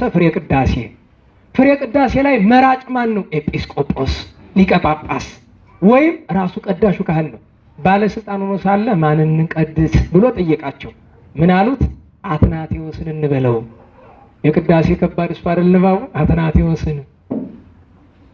አትናቴዎስን ደግሞ እሱ አይችለውም። እሱ የሚችላት አንዲት ወይ እግዚእ ወይ ሐዋርያት ናት። ሲቀጻጸቡበት አያቸው፣ በመንጦላይት አያቸው። ምን ይሉታል? አትናቴዎስን ቀድስ እንበለውና እንዘብትበት። እስኪ ማንበብ ተስኖት አልሰማችሁም? በዚህ ጎጃም ላይ አጣ ኃይለሥላሴ ሊያስቀድሱ መጥተው አንድ ካህን ገባና ይቀድሳል እና ነጎድጓድ ነው ድምፁ፣ ያወርደዋል። ይሄን በድምፁ አይጉድ ይላሉ ቀዳማዊ ኃይለሥላሴ። ኋላ ወንጌል ደረሰና ሊያለብ ወጥቶ በዴት ተነሽነሽ ተይጣይነሽ ኧረ ወዴት ማለት ነው ንባብ ላይ። ኋላ ምን አሉ ይባላል ቀዳ አይ እንዲያው እንደዚህ ነው ጉዶ ሳይዘንብ ይቀር አይ ብሎ አሉት ይባላል። ኋላ ቅዳሴ መሃል ላይ ወይን ተናቀቅ ማይመቅቱ የሚለው ላይ እንተናነቅ ብሎ አለው። ከጉያኑ ያለው አንዱ ቀዳሽ ካህን ደግሞ ቀለኛ በጤ ነው ለካ። እመቤቴን እንተናነቃል ከውጭ አገኘሃለሁ ብሎ ይሄን ማን ይሰማል? እዚህ ያለ ተቆጣጣሪ አንድ ዲያቆን ወስዶ ለአፄ ኃይለሥላሴ ነገራቸው። አስጠሩት። ምንድነው ያልካሉት? እሱ ንባብ ያበላሽ አንተ ትቀልዳለህ ብሎ ያን ካህን ቀጡት። ምክንያቱም ቅዳሴ ላይ ቀልድ የለም። ንባብ ቢበላሽ ማረም ሌላ ነገር የለም። ሊዘብቱበት እንደዛ ሲሉ ዞር ብሎ መንበሩ ላይ እመቤቴ ግፌን ተመልከቺ አላት። አማሩ አያውቅም። የዛን ቀን ግን በቅዳሴ መካከል ቀለም ሲያበላሽ ሊስቁበት አትናቴዎስ ይቀድሳሉት። እመቤቴ ግፌን ተመልከቺ አለ።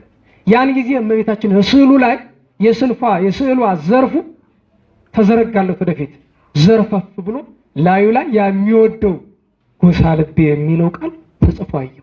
ጎሳ ልቤ ቃለ ሰናየ ልቡናዬ በጎ ነገርን አወጣ ይላል። አንብብ ተባለ። ጎሳ ልቤ ቃለ ሰናየ ብሎ ወትሮ ዋና ያድ ግብሬ ለንጉስ ነበረ። ዝቅ ቢል ወአነ አየድ ቅዳሴሃ ለማርያም ይላል። እዚያማ ህሊናው ላይ የእመቤታችን ልብስ ስለሚሆን በህሊናው መፍሰስ ጀመረ። አኮ በአብዝሆ አላ በአውህዶ ወአነ አየድ እበያቲሃ ለድንግል አኮ በአንሆ በቃለ ዝንጋኤ አላ በአይጽሮ አነ አየድ እበያቲሃ ለድንግል ብሎ ቀጥሎ ምን አለ? ወቀውም ዮም በትሕትና ወፍቅር በዛቲ ዕለት ቅድመ ዝንቱ ምስጢር ወቅድመ ዝንቱ ማዕድ ወቅርባን ብሎ አለ። በዚህ ምስጢር ስጋው ደግሞ ፊት በምንና በምን እቆማለሁ? በትሕትናና በፍቅር አለ። በትሕትናና በፍቅር የቅዳሴ ማርያም ትልቁ ይዘቱ አምስቱ አዕማደ ምስጢር የእመቤታችን ክብር ሆኖ ከምግባራት ሁለቱ ላይ ያጸናል። በጣም ትሕትናና ፍቅር ላይ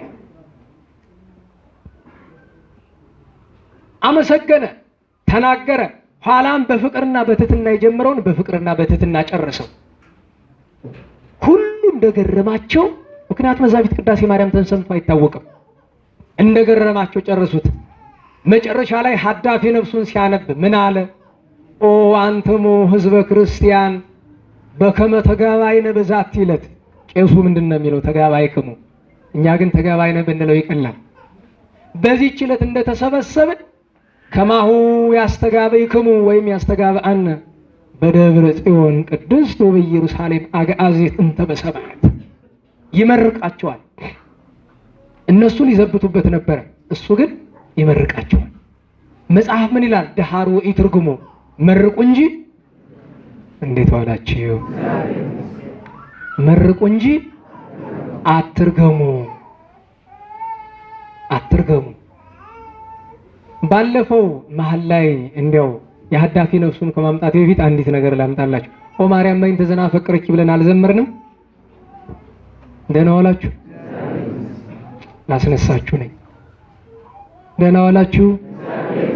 ሙቀቱ በጣም እንደሚረብሽ አውቃለሁ። ከእናንተ ይልቅ ግን እኔ እንዴት እንደሚረብሽኝ መገመት አትችሉም። ምክንያቱም እየለፈለፍኩ ነው። ቻሉት። ሙቀት ቢረብሻችሁ ኦ ማርያም በእንተ ዝናፈቅረኪ በሉ። ኦ ማርያም በእንተ ዝናፈቅረኪ እስመ ወለድኪ ለነ መብልዐ ጽድቅ ዘበአማን ወስትየ ሕይወት ዘበአማን በሉ። እስመ ወለድኪ ለነ መብልዐ ጽድቅ ዘበአማን ወስትየ ሕይወት ዘበአማን። ስለ ዝማሬው አምላካችን እግዚአብሔር ስሙ የተመሰገነ ይሁን። ጣዕመ ፍቅሩ አይደርብን።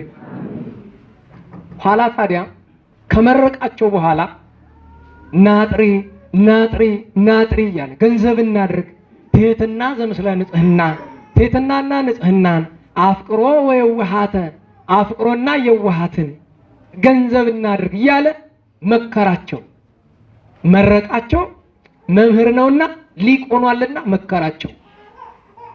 ከዚያ በኋላ ጸለየላቸው። ልብ በሉ፣ መጀመሪያ ይመርቃቸዋል፣ በእግዚአብሔር መንግስት ያገናኘን እያለ ቀጥሎ ናጥሪ ናጥሪ ትሕትናን፣ ንጽሕናን፣ ፍቅርን፣ የዋህነትን፣ አርምሞን፣ ትዕግስትን እያነጻጸረ እንደ ነቢያት ትሕትናና ንጽሕናን፣ እንደ ሐዋርያት ፍቅርና የዋህነትን፣ እንደ ቅድስት ማርያምን ተፍረት አርምሞና ትዕግስትን ገንዘብ እናድርግ አለና ኋላ ደግሞ ይጸልይላቸዋል። ወደ ማን? ወደ እመቤታችን።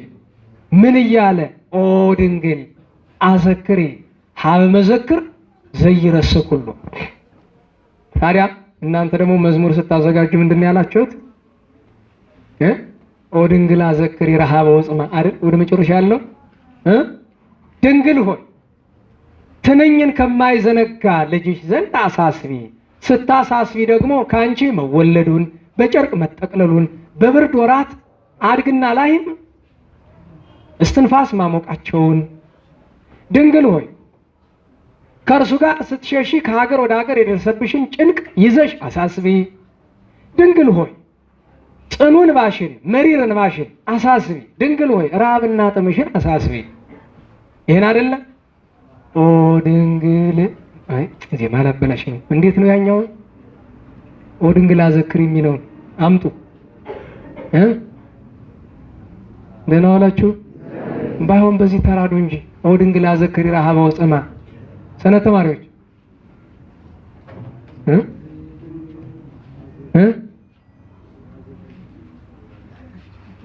አይ ባይሆን እቺ ረሃበ ወጽማ ረሃበ ወጽማ ወሐዘን ምንዳቤ ወሐዘን አይደል? ሁለተኛው አንቀጽ ማንሻው ምንድን ነው? ተውት ቀረባችሁ። ስለዚህ ባልተማረ ጉሮሮ የሊቃውንቱ የቅዳሴያኑ የካህናቱ ይሻላል አይሻልም? አዘክሪ ድንግል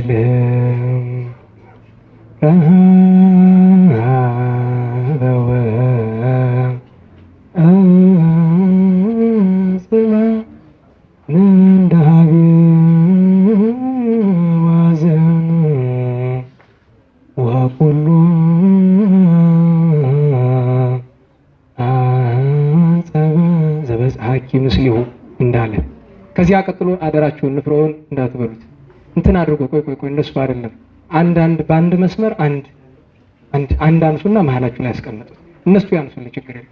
አንድ ለአንድ ወንበር ላይ ላላችሁት አንድ ንፍሮውን የእመቤታችን ለአንድ ወንበር አንድ ያዙ እንጂ እዚህ ላይ ያስቀምጡ። አንድ ያዙ፣ አንዱን አንሱት። አይተጋባችሁ። በህይወት ከሚያናድዱኝ ነገሮች ምን እንደሆነ ታውቃላችሁ? የገዳም በረከት የግንቦት ልደታ ልፍሮ ብሉ ስትባሉ አንዲት ፍሬ አንስታችሁ ትሄዳላችሁ። ምን ማለት ነው? በደንብ ማትበሉት ቀርቦላችሁ የለ በደንብ ብሉ። ነው ራት ወዳችሁ እንዳይዘባችሁ ነው። እኔ ገጥ ብሎኛል አንድ ሰው እንደዛ የእውነቱን ስለተናገረ አመስግኘዋለሁ። ለአንድ ወንበር አንድ ነው የምትይዙ፣ ደግሞ ዕቃ እንዳትወስዱ መልሱ። የተውሶ ዕቃ ነው ብዬ ድንግል ሆይ ረሃቡን ጥሙን ጭንቁን ሐዘኑን አሳስቢ። ቀጥሎ ምን አለ? ለጻድቃን አይደለ ለኃጥአን፣ ለንጹሃን አይደለ ለርሱሃን ኃጢአት ላሳደፈን ለኛ ለምኝ።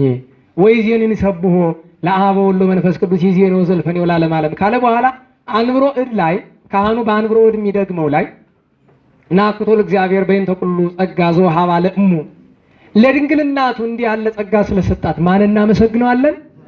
በደንብ በሉ ጨምሩ። አባታችን ሕርያቆስ ለምን ወለነኒ ዘረሴነ ድልዋነ ንንም በሂሮቱ ወንፈጽም በስምረቱ ዘሎቱ ስብሐት ወውቱ ጠቢብ የሆነ ክብር ምስጋና ጌትነት ገንዘቡ የሆነ እኛ እንድናመሰግናት በሰላም ጀምረን በረዴት እንድንፈጽም ያበቃን ብሎ ያመሰግናል። ቀጥሎ ግን ወረከብኩ በውስቴታ ጽሑፈ ዘይብል ዘንተ ቅዳሴ ዘይቀድስ። ይሄ ምስጢር በነገራችሁ ላይ ሐዋርያው ነው፣ የቅዱስ ዮሐንስ ወንጌላዊ ነው። አንድ ቀን ታሪኩን ነገራችኋለሁ። እመቤታችን የምቀድስ ነኝ አይበል የዮሐንስ ወልደ ነጎድጓድ ነው፣ የአባ ሕርያቆስ አይደለም። አባ ሕርያቆስ ከሐዋርያው ተውሶት ነው።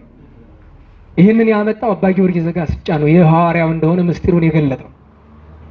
ያን ካለ በኋላ ሲያጠቃልል ምን አለ? በረከተ ጸሎታ ውኩፍ ወሀብተ ረድኤታ ትሩፍ ወምሕረተ ፍቁር ወልዳ ምሉአ አጽናፍ ምሊተ አጽናፍም ይላል።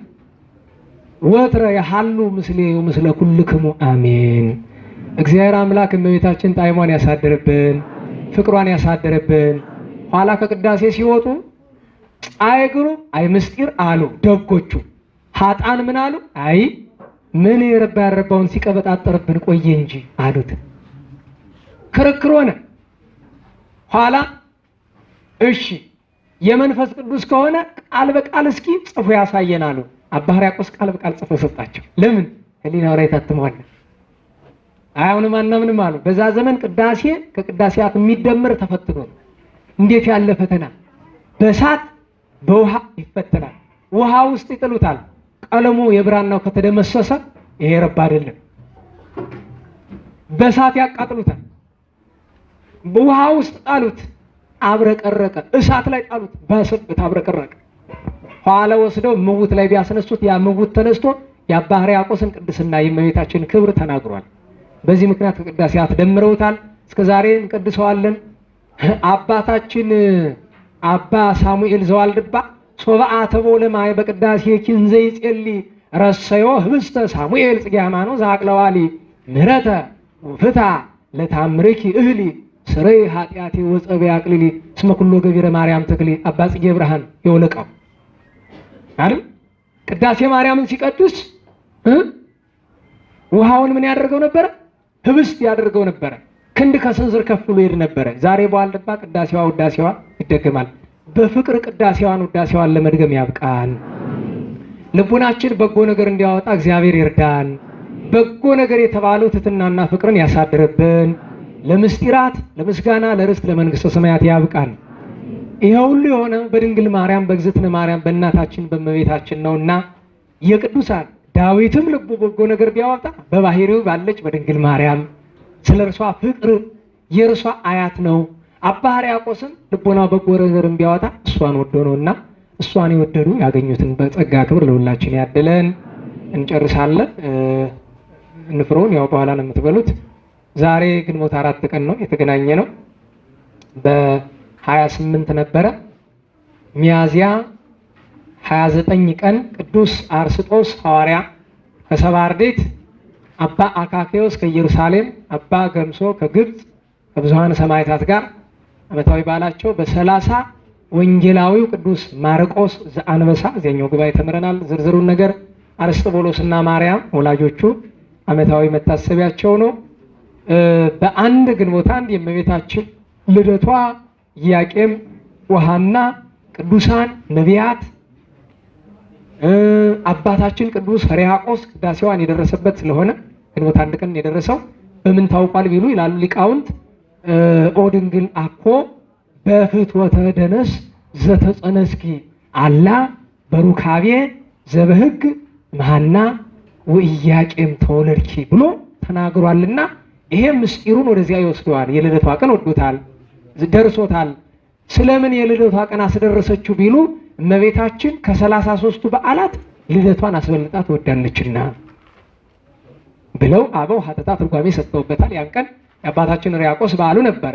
በሁለት የትዕግስት ሰው አባታችን ቅዱስ ኢዮብ ሐዋርያው ቅዱስ ያዕቆብ እንዲህ አለ፣ ናሁ ሰማዕክሙ ትዕግስቶ ለኢዮብ፣ እነሆ የኢዮብን ትዕግስት ሰምታችኋል ብሏል። እናንተ ምን በሉ ሲል ነው? እንዴት ዋላችሁ? ምን በሉ ሲለን ነው? ታገሱ ሲለን ነው። እግዚአብሔር ያስታግሰን፣ ጠላቶችን ያስታግሰን፣ ከክፉ ሰውም ይሰውረን። መድኃኔዓለም በእውነት ከክፉ ሰው ይሰውረን። ክፉ ሰው በዝቷል። ቅዱስ ኢዮብ አባታችን ቴዎድሮስ ወልደ ጳኩሚስ ቢጸ አረጋዊ የአቡነ አረጋዊ ጓደኛ የጳኩሚስ ተማሪ የመንፈስ ልጁ ቅዱስ ቴዎድሮስ ነበረ። ሌሎችም በዓላት ነበሩ በሁለት። ትናንት በ3 ሐዋርያው ቅዱስ ያሶን በብዙ ተጋድሎ የምናውቀው የቅዱስ ጳውሎስ ደቀ መዝሙር የነበረ ከ72ቱ አርድእት የተቆጠረ ቅዱስ ያሶን ዓመታዊ በዓሉ ነው። ከእርሱ ጋር እናታችን ቡሩክት ንግሥት ወለተ ማርያም። እንዲያው የሀገር ታሪክ እስቲ እንደው በሞቴል ጠይቃችሁ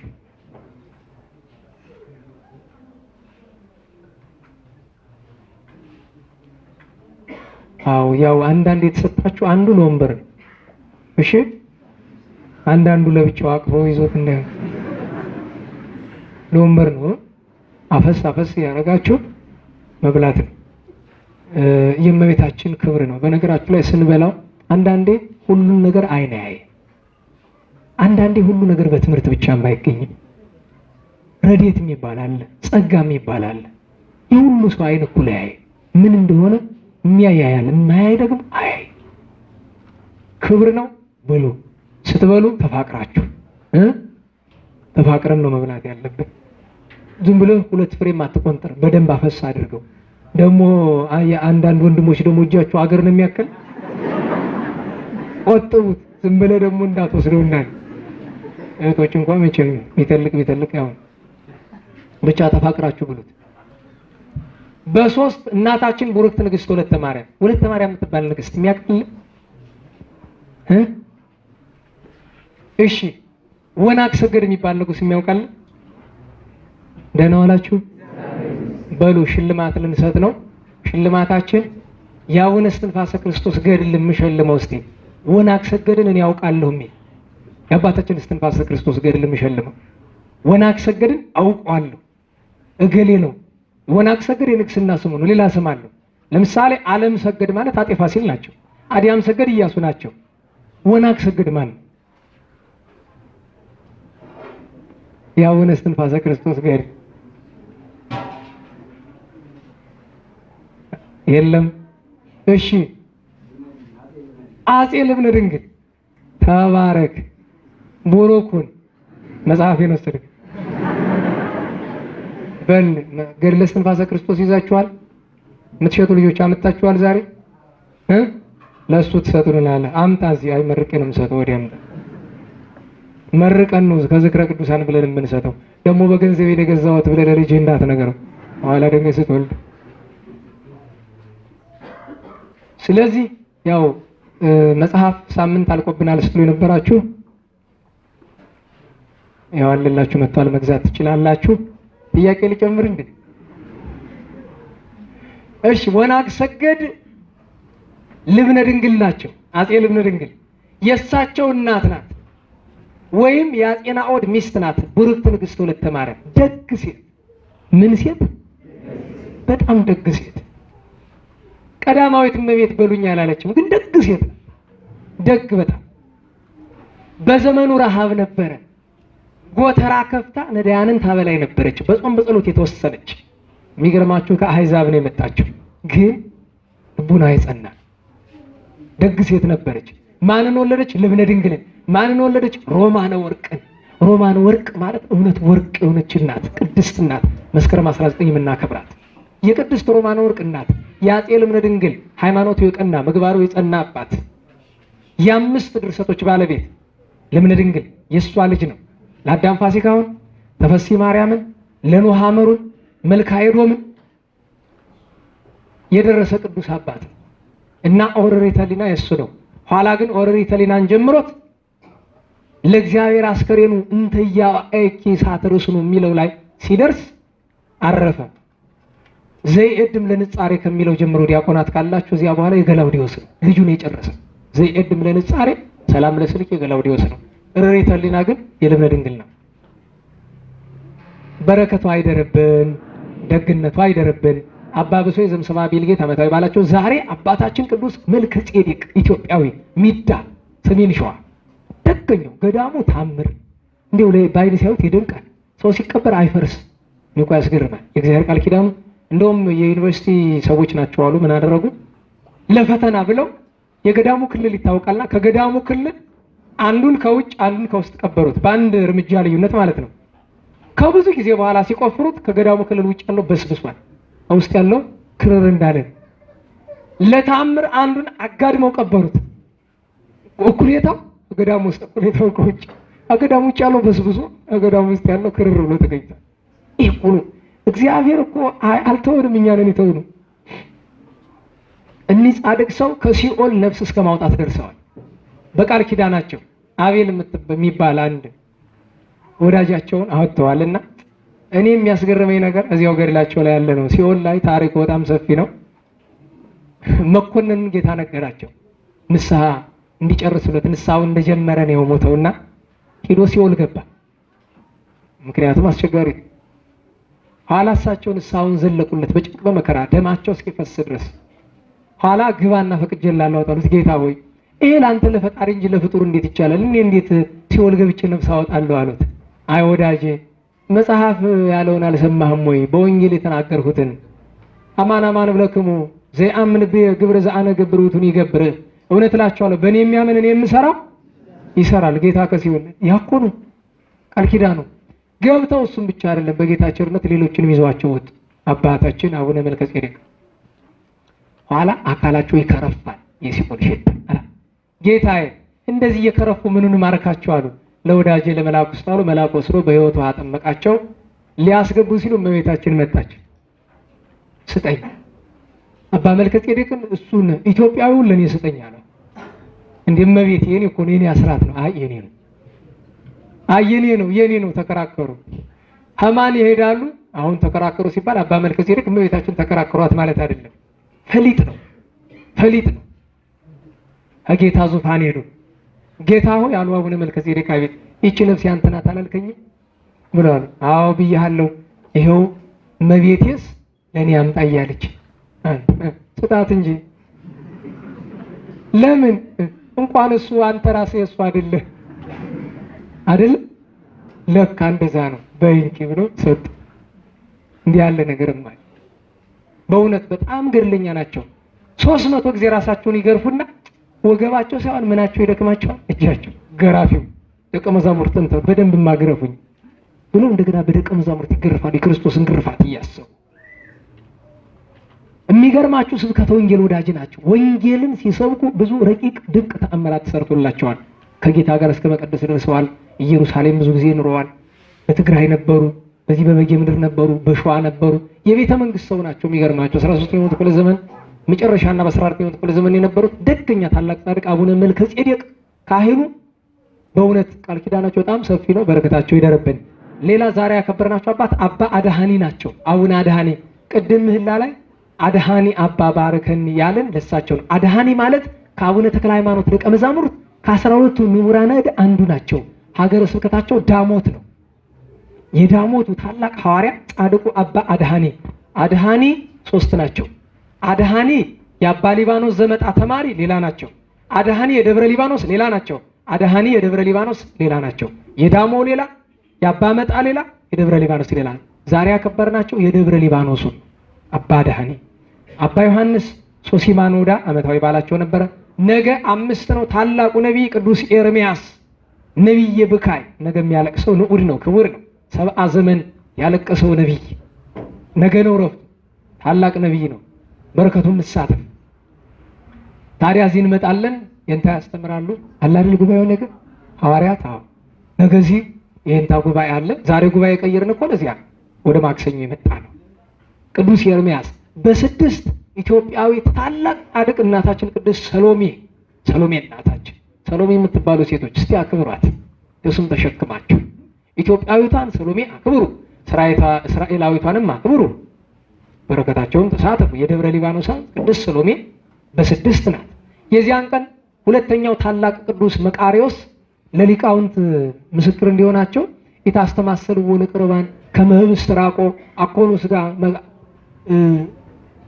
መለኮት ዘይትናጸቆ መቃሪዎስ አብ እበየ ቁርባን ላጠይቆ ድረ ተወክፈ በአሜን እንበላ ያብህን አፍቆ አመታተ ስሳ ኢተፋምራቆ የተባለለት ቅዱስ አባት የታላቁ መቃርስ ሁለተኛው መቃርስ የሆነው አባት ዓመታዊ በዓሉ ነው።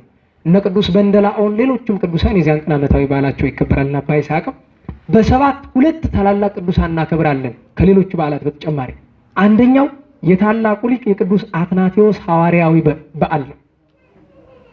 ቅዳሴ አትናቴዎስ የሚቀደስ የዛን ቀን ነው። አትናቴዎስ ይቀደሳል የዚያን ቀን። ዲያቆናት ካህናት በድጋም ቢያደርሱትም ይመረጣል በማይቀደስበት ደብር። ቅዱስ አትናቴዎስ ሐዋርያዊ ሃይማኖተ አበውም የዚያን ቀን ዓርብ ቀን ነው የሚቀደስ፣ የእርሱ ነው ዘአትናቴዎስ ነው። ሁለተኛው በዓል የታላቁ አባት ርዕሰ ባሕታውያን የአባ ሲኖዳ ልደታቸው የቅዱስ ሐርሴዎስም ዓመታዊ በዓል ነው። በ8 የጌታ ጥንተ ዕርገቱ የታላቁ አባት የአባ ዳንኤል ዘገዳመ አስቄጥስ ዓመታዊ የእረፍት በዓል ነው። ዘገዳመ አስቄጥሱ የአባ ዳንኤል። በ9 ንግሥት ቅድስት እሌኒ፣ በ10 ሰለስቱ ደቂቅ ሲድራቅ ሚሳቅ አብደናጎ አናንያ አዛርያ ሚሳኤል አባ ሚካኤል ሌሎችም ቅዱሳን አሉ። እነ ቅዱስ አብርሃም ጸራቢ። በ11 ግንቦት 11 የማን በዓል ነው? ማህሌታይ ቅዱስ ያሬድ። አዎ 2 ነው። ወዲህም አለ ወዲያም አለ። ደብረ ኤዶምም አለ፣ ቅዱስ ሩፋኤልም አለ። ቅዱስ ያሬድ ምን ቀን ነው? 11 ማክሰኞ ነው። አዎ ማክሰኞ ነው። አዎ አይ እንደው አልተመቸም ቀኑ፣ ግን እስቲ ምክንያት ፈልገን እንዘክረዋለን። ጉባኤ ለማዘጋጀት ነበር። እስቲ እግዚአብሔር ያውቃል እንግዲህ ወይዚያኛው ጉባኤ ሊቃውንት እንዲያስተምሩ እናደርጋለን። ግን እንዘክር፣ እኛ እንደ ጉባኤ እንዘክረዋለን። ቅዱስ ያሬድን ሳንዘክር ማንን እንዘክራለን? ቅዱስ ያሬድን እናከብራለን። የዚያን ቀን እናታችን ቅድስት አናሲማ ግብፃዊቷ ቅድስት አናሲማ፣ የዚያን ቀን እናታችን ቅድስት ታኡክልያ ሰማዕቷ አንጾኪያዊቷ ዓመታዊ በዓሏ ነው። ቅድስት ኤፎሚያ አባ አሴር መምህረ ባሌ የባሌው ኢየሩሳሌም ሄደው ሰማዕትነት የተቀበሉት ታላቅ ሐዋርያ በዘመነ ግራኝ መከራን የተቀበሉት አባት እና ታላቁ ጻድቅ እና ኤጲስቆጶስ አባ በፍኑትዮስ ዓመታዊ በዓላቸው ነው። የምንገናኘው በ12 ነው። ግንቦት 12 የምን በዓል ነው? እንዴት ያለ በዓል መሰላችሁ! እንዲያው ቢቻል የዚያን ቀን እኔ ይምጡ ብዬ አልጠራቸውም። እግዚአብሔር ግን ወይ አባ ገብረ ኪዳን ወይ ሊቀ ሊቃውንትን ይጥራልን በእውነት እሱ እንግዲህ መድኃኔዓለም ፈቃድ ከሆነ መብርሃን ጥራቸው። እኔ በጣም ነው የምሰቀቅ ድካማቸውን ስለማው ያን ቀን ቁጭ ብዬ ስለ ቅዱስ ዮሐንስ አፈወርቅ ብባል እንዴት ደስታዬ ነበር። ምክንያቱም ስለ ቅዱስ ዮሐንስ አፈወርቅ እነሱ ቢናገሩት ነው የሚሻል። አቅም ይጠይቃል። ተርታ ሰው አይናገረው። ሁልጊዜ ላለው አይደለም የኛ አባቶች የነገሩንን አታስታውሱም? አንድ ቀን ነግሬያቸዋለሁ። ስለ አፈወርቅ ለመናገር ምን መሆን ያስፈልጋል? አፈወርቅ መሆን ያስፈልጋል። እኛ ደግሞ አፈጨርቅ ነን። አዎ ጨርቅ ቢቀዱት የሚቀደድ አይደል? አስቸጋሪ ነው። አፈወርቅ ሌላስ ታላቅ ጻድቅ የኢትዮጵያ ቤተክርስቲያን ምሰሷ አባታችን ተክለ ሃይማኖት፣ ተወዳጅ ርዕይተ ልቦና ቅድስት ክርስቶስ ሰምራ፣ አባ አብርሃም ገዳማዊ ዘደብረ ሊባኖስ፣ ያሬድ ወልደ መላልኤል፣ ሌሎችም በዓላት የዚያን ቀን ይከበራሉ። እግዚአብሔር አምላካችን የዚያ ሰው ይበለን፣ በረከቱን ጸጋውን ያሳድርብን። ሁላችንም በያለንበት ለምስጋና እንነሳ። ስብሐት ለአብ ስብሐት ለወልድ ስብሐት ለመንፈስ ቅዱስ ስብሐት ለአብ ስብሐት ለወልድ ስብሐት ለመንፈስ ቅዱስ ስብሐት ለአብ ስብሐት ለወልድ ስብሐት ለመንፈስ ቅዱስ ስብሐት ለእግዝእትነ ማርያም ድንግል ወላዲተ አምላክ ስብሐት ለመስቀለ እግዚእነ ኢየሱስ ክርስቶስ ክርስቶስ በምሕረቱ ይዘከረነ አመዳግም ምጽአቱ ያስታፍረነ ለሰቦተ ስሙ ያንቀሐነ ወበአምልኮቱ ያጽንዐነ እግዝእትነ ማርያም አይርጌ ጸሎተነ ዋስተስሪ ኩሎ ኃጢአተነ ቅድመ መንበሩ ለእግዚእነ ለዛብልዐነ ዘንተ ህብስተ ወለዘአስቴነ ዘንተ ጽዋዓ ወለዘሰርዐ ለነ ሲሳየነ ወአራዘነ ወለዘተአገሰ ለነ ኩሎ ኃጢአተነ ወለዘወሃበነ ሥጋሁ ቅዱሰ ወደሞ ክቡረ ወለዘአብጽሐነ እስከ ዛቲ ሰዓት መላለም ምሕረቱ ናብሎቱ ስብሐተ ወአኩቴት እግዚአብሔር ልዑል ወለወላዲቱ ድንግል ወለመስቀሉ ክቡር ይትአኮቶ ይትሰብሐ ስሙ ለእግዚእ ወትረ በኩሉ ጊዜ ወበኩሉ ሰዓት ስብሐት ለአብ ወወልድ ወመንፈስ ቅዱስ ይእዜኒ ወዘልፈኒ ወለዓለመ ዓለም አሜን። አውሎግሶን አውሎግሶን አውሎግሶን በእንተ አብ ወወልድ ወመንፈስ ቅዱስ አቀበት ለወጡ ቁልቁለት ለወረዱ ርጥብ ለጤሰባቸው ደረቅ ለነደደባቸው ለረዱ ለተራዱ ለዘከሩ ላዘከሩ ስመ እግዚአብሔር ስመ ማርያም ድንግል ስመ ቅዱሳን ለጠሩ ሁሉ እግዚአብሔር አስበ ቅዱሳን ይሰብልን። የታመሙ ወገኖቻችን በይቅርታው እንዲፈውስልን፣ የወጡትን ሰላም እንዲመልስልን፣ በግፍ የታሰሩትን በምሕረቱ እንዲፈታልን፣ የሞቱ ወገኖቻችንን በይቅርታው እንዲያጸድቅልን፣ ከምንሰማው ከምንፈራው መቅሰፍት መከራ ሁሉ እንዲሰውረን፣ ከመቤታችን እግዝእትነ ማርያም ጣዕመ ፍቅሯን ከቅዱሳን በረከት እንዲያሳድርብን፣ በኃይለ መስቀሉ እንዲጠብቀን፣ ከልደቷ በረከት ከቅዱሳን ሀብት እንዲያሳድርብን፣ ለጸሎት በቆማችሁ ጊዜ ስማችንን አስቦ አትርሱ ያሉ ወገኖቻችን ሁሉ በይቅርታው እንዲያስብልን፣ ይልቁኑ ሀብተ ማርያምን ወለተ መስቀልን ወለተ ሥላሴን ወለተ ሥላሴን ወለተ ሰንበት ወለተ ሩፋኤል ወለተ ገብርኤል ኃይለ ገብርኤል ወለተ አረጋዊ ወለተ ተክለ ሃይማኖት ኃይለ ኢየሱስ ገብረ ማርያም ወለተ ዮሐንስ ወለተ ማርያምን ገብረ ሥላሴ ኃይለ ሥላሴን ወለተ ሥላሴን ሀብተ ሥላሴን ወለተ ሩፋኤልን በይቅርታው እንዲጠብቅልን፣ ሐመረ ማርያምን በቀና ሃይማኖት እንዲያጸናልን፣ ሰላም የዋለን አምላክ በይቅርታው ሰላም እንዲያሳድረን፣ ብርሃነ ትንሣኤው እንዲገልጥልን፣ ቅዱስ ስሙን እንደ ቸርነት እያልን እንጥራ።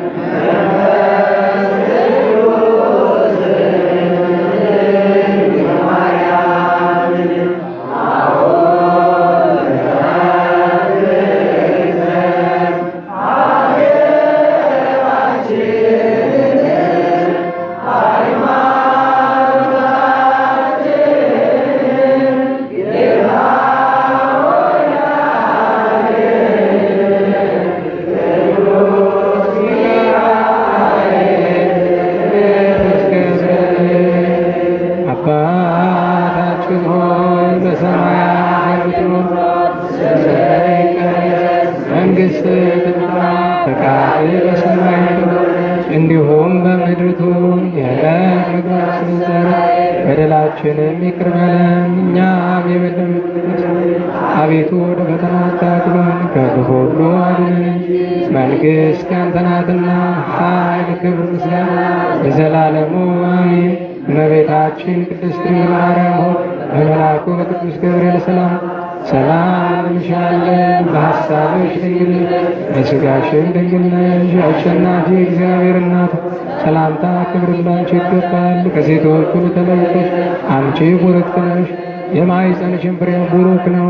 ጸጋን የተመላሽ ቅድስት ሆይ ደስ ይበልሽ፣ ልዑል እግዚአብሔር ከአንቺ ጋር ነውና ከተወደደ ልጅሽ ከጌታችን ከመድኃኒታችን ከኢየሱስ ክርስቶስ ዘንድ ይቅርታና ምሕረትን ለምኝልን ኃጢአታችንን ይቅር ይለን ዘንድ ለዘላለሙ ክብር ምስጋና ይሁን አንድ አምላክ ለሆነ ለአብ ለወልድ ለመንፈስ ዛሬም ዘወትርም እስከ ዘላለሙ ድረስ።